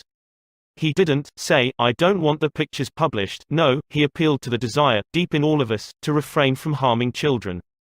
He said, "You know how it is, boys. You've got children yourselves, some of you. And you know it's not good for youngsters to get too much publicity." When Cyrus H.K. Curtis, the poor boy from Maine, was starting on his meteoric career, which was destined to make him millions as owner of the Saturday Evening Post and the Ladies' Home Journal, he couldn't afford to pay his contributors the prices that other magazines paid. He couldn't afford to hire first-class authors to write for money alone. So he appealed to their nobler motives. For example, he persuaded even Louisa May Alcott, the immortal author of Little Women, to write for him when she was at the flood tide of her fame, and he did it by offering to send a check for $100, not to her, but to her favorite charity. Right here the skeptic may say, "Oh, that stuff is all right for Northcliffe and Rockefeller or a sentimental novelist. But, I'd like to see you make it work with the tough babies I have to collect bills from." You may be right. Nothing will work in all cases, and nothing will work with all people. If you are satisfied with the results you are now getting, why change? If you are not satisfied, why not experiment? At any rate, I think you will enjoy reading this true story told by James L. Thomas, a former student of mine. 6 customers of a certain automobile company refused to pay their bills for servicing. None of the customers protested the entire bill, but each claimed that some one charge was wrong. In each case, the customer had signed for the work done, so the company knew it was right, and said so. That was the first mistake. Here are the steps the men in the credit department took to collect these overdue bills. Do you suppose they succeeded? 1. They called on each customer and told him bluntly that they had come to collect a bill that was long past due. 2. They made it very plain that the company was absolutely and unconditionally right, therefore he, the customer, was absolutely and unconditionally wrong. 3. They intimated that they, the company, knew more about automobiles than he could ever hope to know. So what was the argument about? 4. Result, they argued. Did any of these methods reconcile the customer and settle the account? You can answer that one yourself. At this stage of affairs, the credit manager was about to open fire with a battery of legal talent, when fortunately the matter came to the attention of the general manager. The manager investigated these defaulting clients and discovered that they all had the reputation of paying their bills promptly. Something was wrong here, something was drastically wrong about the method of collection. So he called in James L. Thomas and told him to collect these uncollectible accounts. Here, in his words, are the steps Mr. Thromers took. My visit to each customer was likewise to collect a bill long past due, a bill that we knew was absolutely right. But I didn't say a word about that. I explained I had called to find out what it was the company had done, or failed to do. I made it clear that, until I had heard the customer's story, I had no opinion to offer. I told him the company made no claims to being infallible. I told him I was interested only in his car. And that he knew more about his car than anyone else in the world, that he was the authority on the subject. I let him talk, and I listened to him with all the interest and sympathy that he wanted, and had expected. Finally, when the customer was in a reasonable mood, I put the whole thing up to his sense of fair play. I appealed to the nobler motives. First, I said, I want you to know I also feel this matter has been badly mishandled. You've been inconvenienced and annoyed and irritated by one of our representatives. That should never have happened. I'm sorry and, as a representative of the company, I apologize.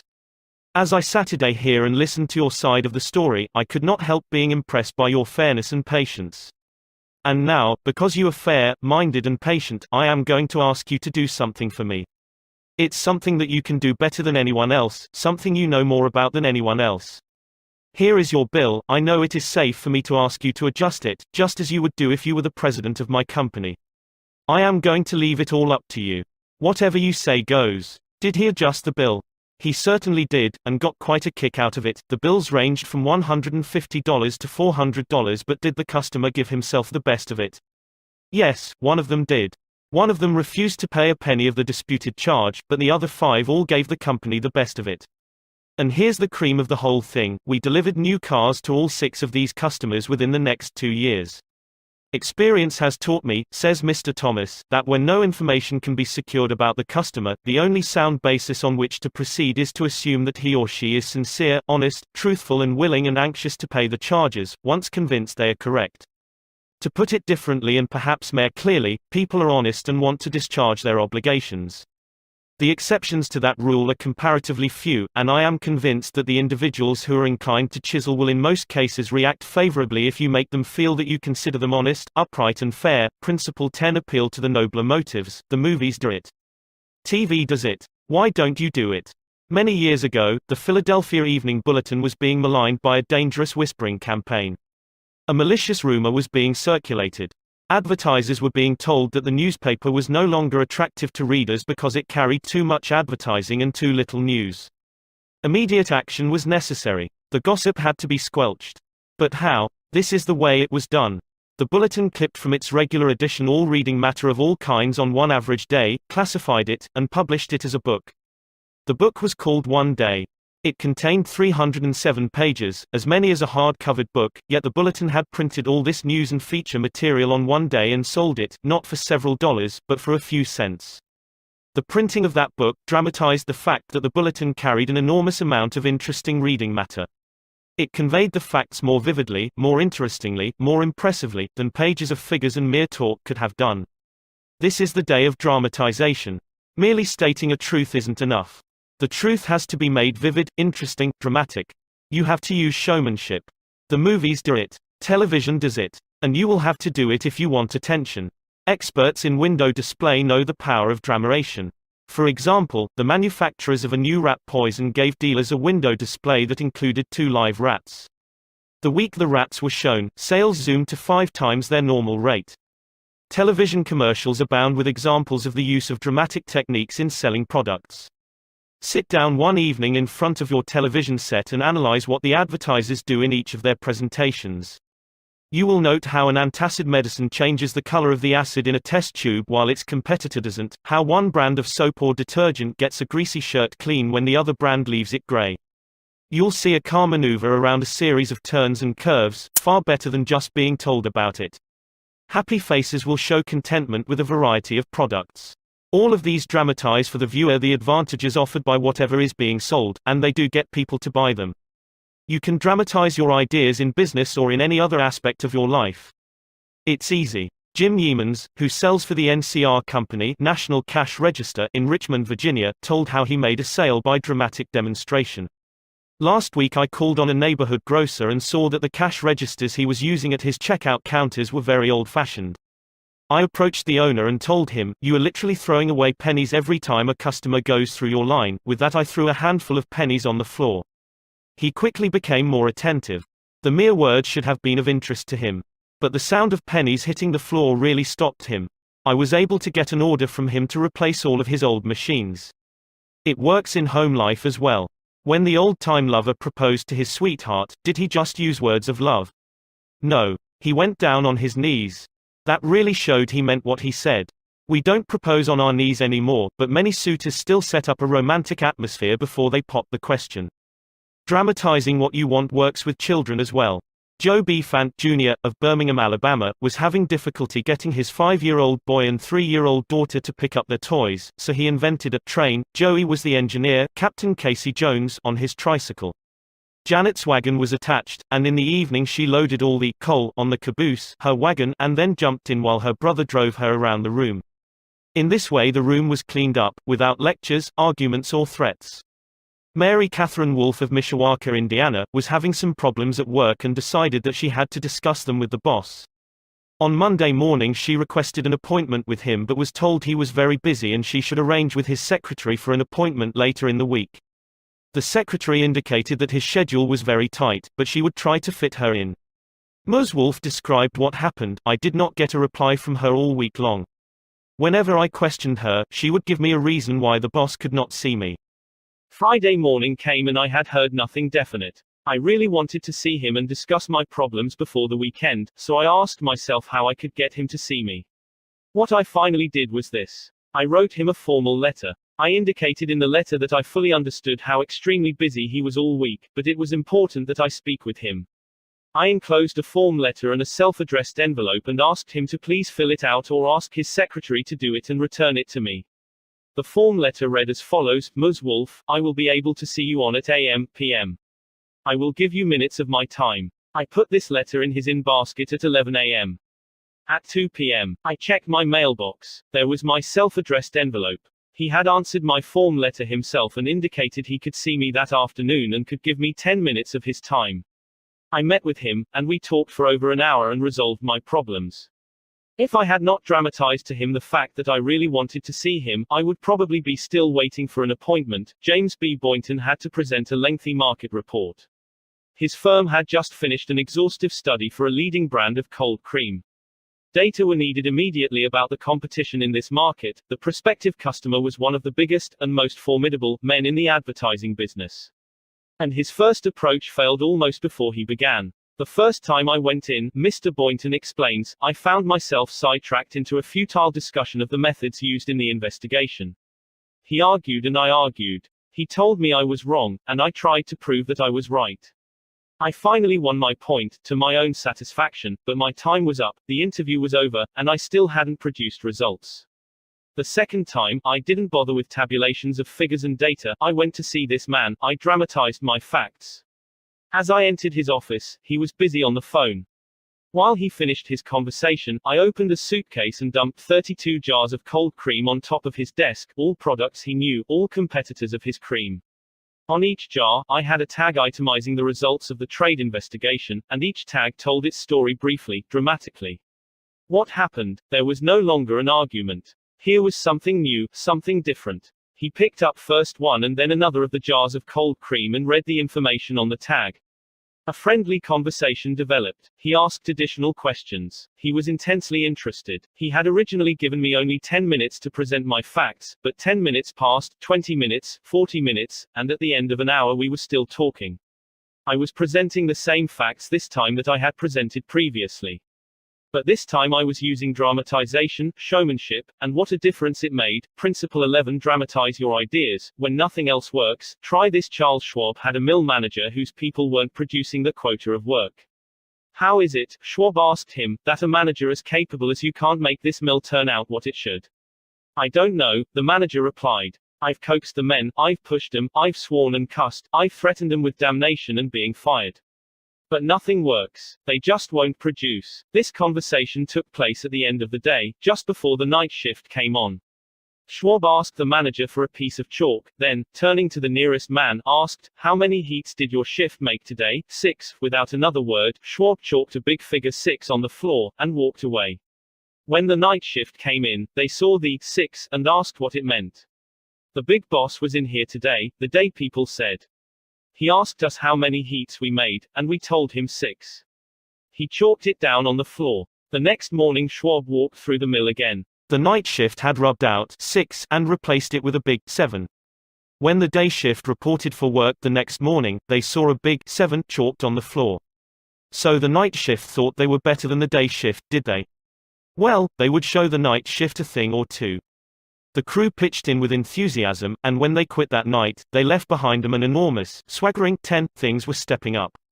Shortly this mill, which had been lagging way behind in production, was turning out more work than any other mill in the plant.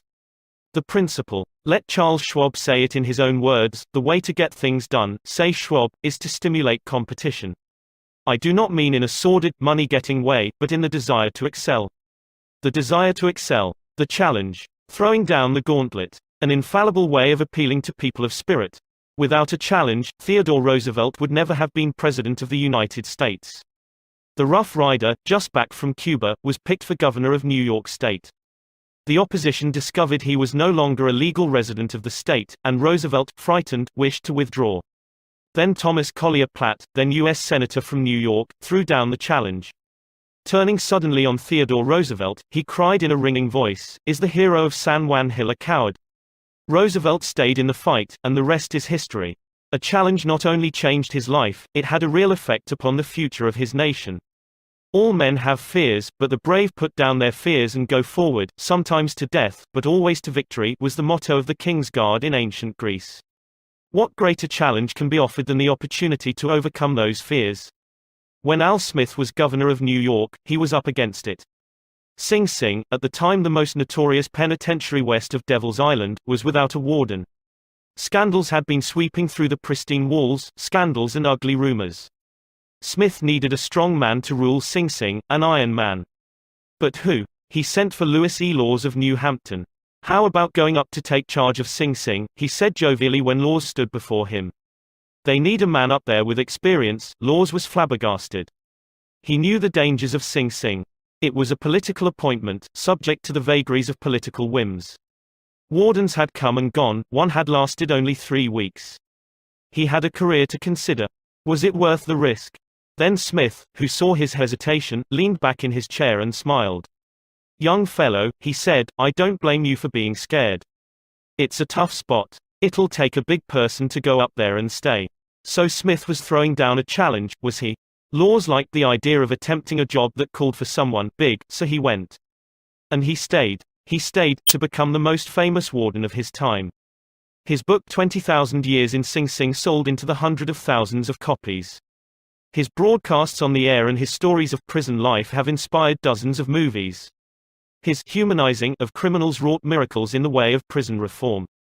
I have never found, said Harvey S. Firestone, founder of the great Firestone Tire and Rubber Company, that pay and pay alone would either bring together or hold good people.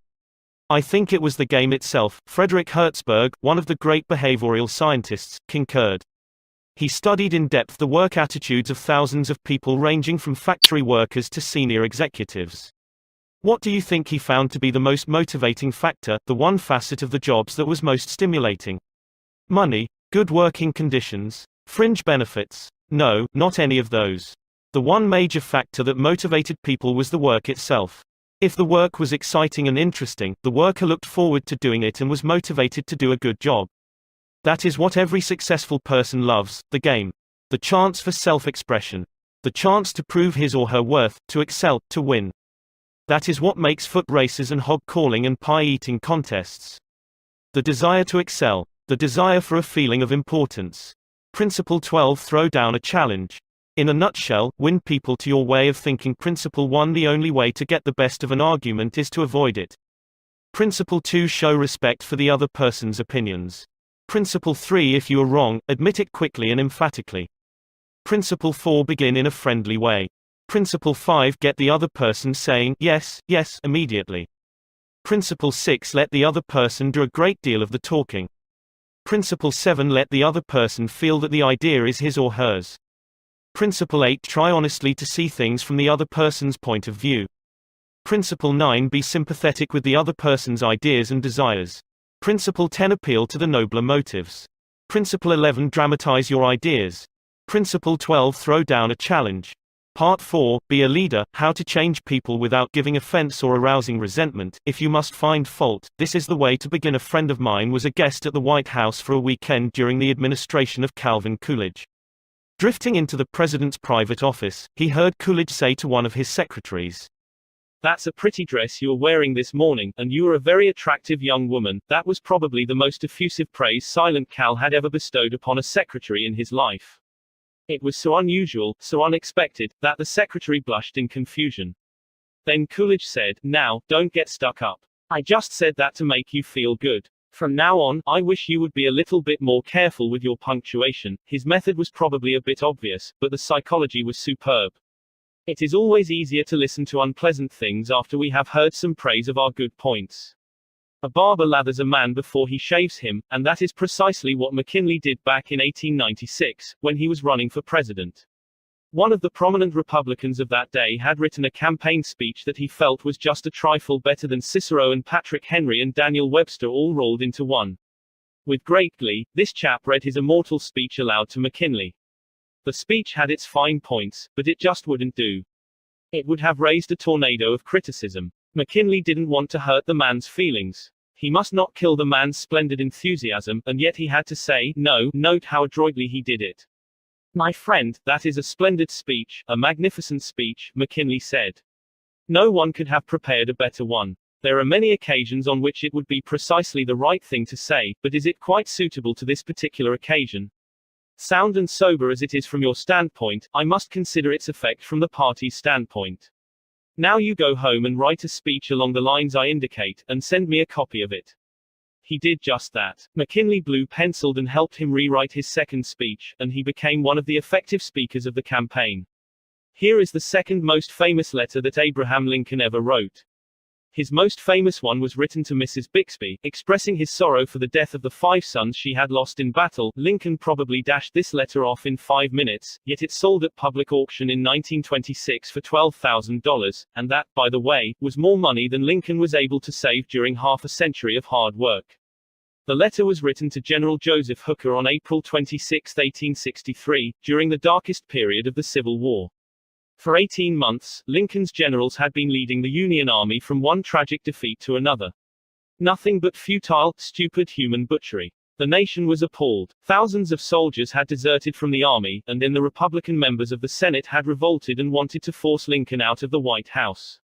"We are now on the brink of destruction," Lincoln said. "It appears to me that even the Almighty is against us. I can hardly see a ray of hope." Such was the black sorrow and chaos out of which this letter came.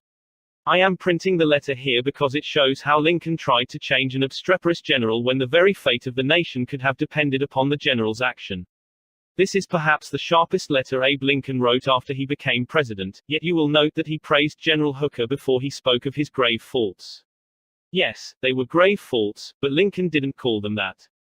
Lincoln was more conservative, more diplomatic. Lincoln wrote, "There are some things in regard to which I am not quite satisfied with you. Talk about tact and diplomacy. Here is the letter addressed to General Hooker. I have placed you at the head of the Army of the Potomac. Of course, I have done this upon what appears to me to be sufficient reasons, and yet I think it best for you to know that there are some things in regard to which I am not quite satisfied with you. I believe you to be a brave and skillful soldier, which, of course, I like.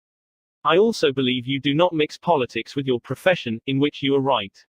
You have confidence in yourself, which is a valuable if not an indispensable quality. You are ambitious, which, within reasonable bounds, does good rather than harm, but I think that during General Burnside's command of the army you have taken counsel of your ambition and thwarted him as much as you could, in which you did a great wrong to the country and to a most meritorious and honorable brother officer. I have heard, in such a way as to believe it, of your recently saying that both the army and the government needed a dictator. Of course, it was not for this, but in spite of it, that I have given you command. Only those generals who gain successes can set up as dictators. What I now ask of you is military success, and I will risk the dictatorship. The government will support you to the utmost of its ability, which is neither more nor less than it has done and will do for all commanders. I much fear that the spirit which you have aided to infuse into the army, of criticizing the commander and withholding confidence from him, will now turn upon you. I shall assist you, as far as I can, to put it down. Neither you nor Napoleon, if he were alive again, could get any good out of an army while such spirit prevails in it, and now beware of rashness. Beware of rashness, but with energy and sleepless vigilance go forward and give us victories. You are not a Coolidge, a McKinley or a Lincoln. You want to know whether this philosophy will operate for you in everyday business contacts. Will it? Let's see. Let's take the case of W. P. Gore of the Wark Company, Philadelphia. The Wark Company had contracted to build and complete a large office building in Philadelphia by a certain specified date. Everything was going along well, the building was almost finished, when suddenly the subcontractor making the ornamental bronze work to go on the exterior of this building declared that he couldn't make delivery on schedule. What? An entire building held up. Heavy penalties. Distressing losses. All because of one man. Long-distance telephone calls. Arguments. Heated conversations. All in vain. Then Mr. Gore was sent to New York to beard the bronze lion in his den. "Do you know you are the only person in Brooklyn with your name?" Mr. Gore asked the president of the subcontracting firm shortly after they were introduced. The president was surprised. "No, I didn't know that." "Well," said Mr. Gore, "when I got off the train this morning, I looked in the telephone book to get your address, and you're the only person in the Brooklyn phone book with your name." "I never knew that," the subcontractor said. He checked the phone book with interest. "Well, it's an unusual name," he said proudly. "My family came from Holland and settled in New York almost 200 years ago." He continued to talk about his family and his ancestors for several minutes. When he finished that, Mr. Gore complimented him on how large a plant he had and compared it favorably with a number of similar plants he had visited. "It is one of the cleanest and neatest bronze factories I ever saw," said Gore. "I've spent a lifetime building up this business," the subcontractor said, "and I am rather proud of it. Would you like to take a look around the factory?" During this tour of inspection, Mr. Gore complimented the other man on his system of fabrication and told him how and why it seemed superior to those of some of his competitors. Gore commented on some unusual machines, and the subcontractor announced that he himself had invented those machines. He spent considerable time showing Gore how they operated and the superior work they turned out. He insisted on taking his visitor to lunch. So far, mind you, not a word had been said about the real purpose of Gore's visit. After lunch, the subcontractor said, "Now, to get down to business. Naturally, I know why you're here. I didn't expect that our meeting would be so enjoyable. You can go back to Philadelphia with my promise that your material will be fabricated and shipped, even if other orders have to be delayed." Mr. Gore got everything that he wanted without even asking for it. The material arrived on time, and the building was completed on the day the completion contract specified. Would this have happened had Mr. Gore used the hammer and dynamite method generally employed on such occasions? Dorothy Wrublewski, a branch manager of the Fort Monmouth, New Jersey, Federal Credit Union, reported to one of our classes how she was able to help one of her employees become more productive. "We recently hired a young lady as a teller trainee. Her contact with our customers was very good. She was accurate and efficient in handling individual transactions. The problem developed at the end of the day when it was time to balance out. The head teller came to me and strongly suggested that I fire this woman. She is holding up everyone else because she is so slow in balancing out. I've shown her over and over, but she can't get it. She's got to go." The next day I observed her working quickly and accurately when handling the normal everyday transactions, and she was very pleasant with our customers. It didn't take long to discover why she had trouble balancing out. After the office closed, I went over to talk with her. She was obviously nervous and upset. I praised her for being so friendly and outgoing with the customers and complimented her for the accuracy and speed used in that work. I then suggested we review the procedure we use in balancing the cash drawer. Once she realized I had confidence in her, she easily followed my suggestions and soon mastered this function. We have had no problems with her since then. Beginning with praise is like the dentist who begins his work with Novocaine. The patient still gets a drilling, but the Novocaine is pain-killing. A leader will use Principle 1. Begin with praise and honest appreciation. How to criticize and not be hated for it. Charles Schwab was passing through one of his steel mills one day at noon when he came across some of his employees smoking. Immediately above their heads was a sign that said, "No smoking." Did Schwab point to the sign and say, "Can't you read?" Oh, no, not Schwab. He walked over to the men, handed each one a cigar, and said, "I'll appreciate it, boys, if you will smoke these on the outside." They knew that he knew that they had broken a rule, and they admired him because he said nothing about it and gave them a little present and made them feel important. Couldn't keep from loving a man like that. Could you? John Wanamaker used the same technique. Wanamaker used to make a tour of his great store in Philadelphia every day. Once he saw a customer waiting at a counter. No one was paying the slightest attention to her. The salespeople, oh, they were in a huddle at the far end of the counter laughing and talking among themselves. Wanamaker didn't say a word. Quietly slipping behind the counter, he waited on the woman himself and then handed the purchase to the salespeople to be wrapped as he went on his way. Public officials are often criticized for not being accessible to their constituents. They are busy people, and the fault sometimes lies in overprotective assistants who don't want to overburden their bosses with too many visitors. Carl Langford, who has been mayor of Orlando, Florida, the home of Disney World, for many years, frequently admonished his staff to allow people to see him. Claimed he had an open-door policy, yet the citizens of his community were blocked by secretaries and administrators when they called. Finally the mayor found the solution. He removed the door from his office. His aides got the message, and the mayor has had a truly open administration since the day his door was symbolically thrown away. Simply changing one three-letter word can often spell the difference between failure and success in changing people without giving offense or arousing resentment. Many people begin their criticism with sincere praise followed by the word "but" and ending with a critical statement. For example, in trying to change a child's careless attitude toward studies, we might say, "We're really proud of you, Johnny, for raising your grades this term. But if you had worked harder on your algebra, the results would have been better." In this case, Johnny might feel encouraged until he heard the word "but." He might then question the sincerity of the original praise. To him, the praise seemed only to be a contrived lead into a critical inference of failure. Credibility would be strained, and we probably would not achieve our objectives of changing Johnny's attitude toward his studies. This could be easily overcome by changing the word but to and we're really proud of you, Johnny, for raising your grades this term, and by continuing the same conscientious efforts next term, your algebra grade can be up with all the others. Now, Johnny would accept the praise because there was no follow-up of an inference of failure. We have called his attention to the behavior we wish to change indirectly, and the chances are he will try to live up to our expectations. Calling attention to one's mistakes indirectly works wonders with sensitive people who may resent bitterly any direct criticism.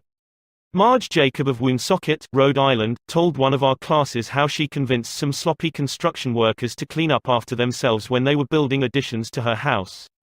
For the first few days of the work, when Mrs. Jacob returned from her job, she noticed that the yard was strewn with the cut ends of lumber. She didn't want to antagonize the builders, because they did excellent work. So after the workers had gone home, she and her children picked up and neatly piled all the lumber debris in a corner. The following morning she called the foreman to one side and said, "I'm really pleased with the way the front lawn was left last night. It is nice and clean and does not offend the neighbors." From that day forward the workers picked up and piled the debris to one side, and the foreman came in each day seeking approval of the condition the lawn was left in after a day's work. One of the major areas of controversy between members of the Army Reserves and their regular Army trainers is haircuts. The reservists consider themselves civilians, which they are most of the time, and resent having to cut their hair short. Master Sergeant Harley Kaiser of the 542nd USAR School addressed himself to this problem when he was working with a group of reserve non-commissioned officers. As an old-time regular Army Master Sergeant, he might have been expected to yell at his troops and threaten them. Instead he chose to make his point indirectly. "Gentlemen," he started, "you are leaders. You will be most effective when you lead by example. You must be the example for your men to follow. You know what the Army regulations say about haircuts. I am going to get my hair cut today, although it is still much shorter than some of yours. You look at yourself in the mirror, and if you feel you need a haircut to be a good example, we'll arrange time for you to visit the post barbership." The result was predictable. Several of the candidates did look in the mirror and went to the barbershop that afternoon and received regulation haircuts. Sergeant Kaiser commented the next morning that he already could see the development of leadership qualities in some of the members of the squad. On March 8, 1887, the eloquent Henry Ward Beecher died. The following Sunday, Lyman Abbott was invited to speak in the pulpit left silent by Beecher's passing. Eager to do his best, he wrote, rewrote and polished his sermon with the meticulous care of a Flaubert. Then he read it to his wife. It was poor, as most written speeches are. She might have said, if she had had less judgment, "Lyman, that is terrible. That'll never do. You'll put people to sleep. It reads like an encyclopedia. You ought to know better than that after all the years you have been preaching. For heaven's sake, why don't you talk like a human being? Why don't you act natural? You'll disgrace yourself if you ever read that stuff." That's what she might have said. And, if she had, you know what would have happened. And she knew too. So, she merely remarked that it would make an excellent article for the North American Review. In other words, she praised it and at the same time subtly suggested that it wouldn't do as a speech. Lyman Abbott saw the point, tore up his carefully prepared manuscript and preached without even using notes. An effective way to correct others' mistakes is: Principle 2. Call attention to people's mistakes indirectly when necessary. Talk about your own mistakes. My niece, Josephine Carnegie, had come to New York to be my secretary. She was 19, had graduated from high school 3 years previously, and her business experience was a trifle more than zero. She became one of the most proficient secretaries west of Suez, but in the beginning, she was, well, susceptible to improvement. One day when I started to criticize her, I said to myself, "Just a minute, Dale Carnegie, just a minute. You are twice as old as Josephine. You have had 10,000 times as much business experience. How can you possibly expect her to have your viewpoint, your judgment, your initiative, mediocre though they may be? And just a minute, Dale, what were you doing at 19? Remember the asinine mistakes and blunders you made. Remember the time you did this, and that." After thinking the matter over, honestly and impartially, I concluded that Josephine's batting average at 19 was better than mine had been, and that, I'm sorry to confess, isn't paying Josephine much of a compliment. So, after that, when I wanted to call Josephine's attention to a mistake, I used to begin by saying, "You have made a mistake, Josephine, but the Lord knows, it's no worse than many I have made. You were not born with judgment. That comes only with experience, and you are better than I was at your age. I have been guilty of so many stupid, silly things myself. I have very little inclination to criticize you or anyone. But don't you think it would have been wiser if you had done so and so? It isn't nearly so difficult to listen to a recital of your faults if the person criticizing begins by humbly admitting that he, too, is far from impeccable. E.G. Dilliston, an engineer in Brandon, Manitoba, Canada, was having problems with his new secretary. Letters he dictated were coming to his desk for signature with 2 or 3 spelling mistakes per page. Mr. Dilliston reported how he handled this. Like many engineers, I have not been noted for my excellent English or spelling. For years I have kept a little black thumb index book for words I had trouble spelling. When it became apparent that merely pointing out the errors was not going to cause my secretary to do more proofreading and dictionary work, I resolved to take another approach. When the next letter came to my attention that had errors in it, I sat down with the typist and said, somehow this word doesn't look right.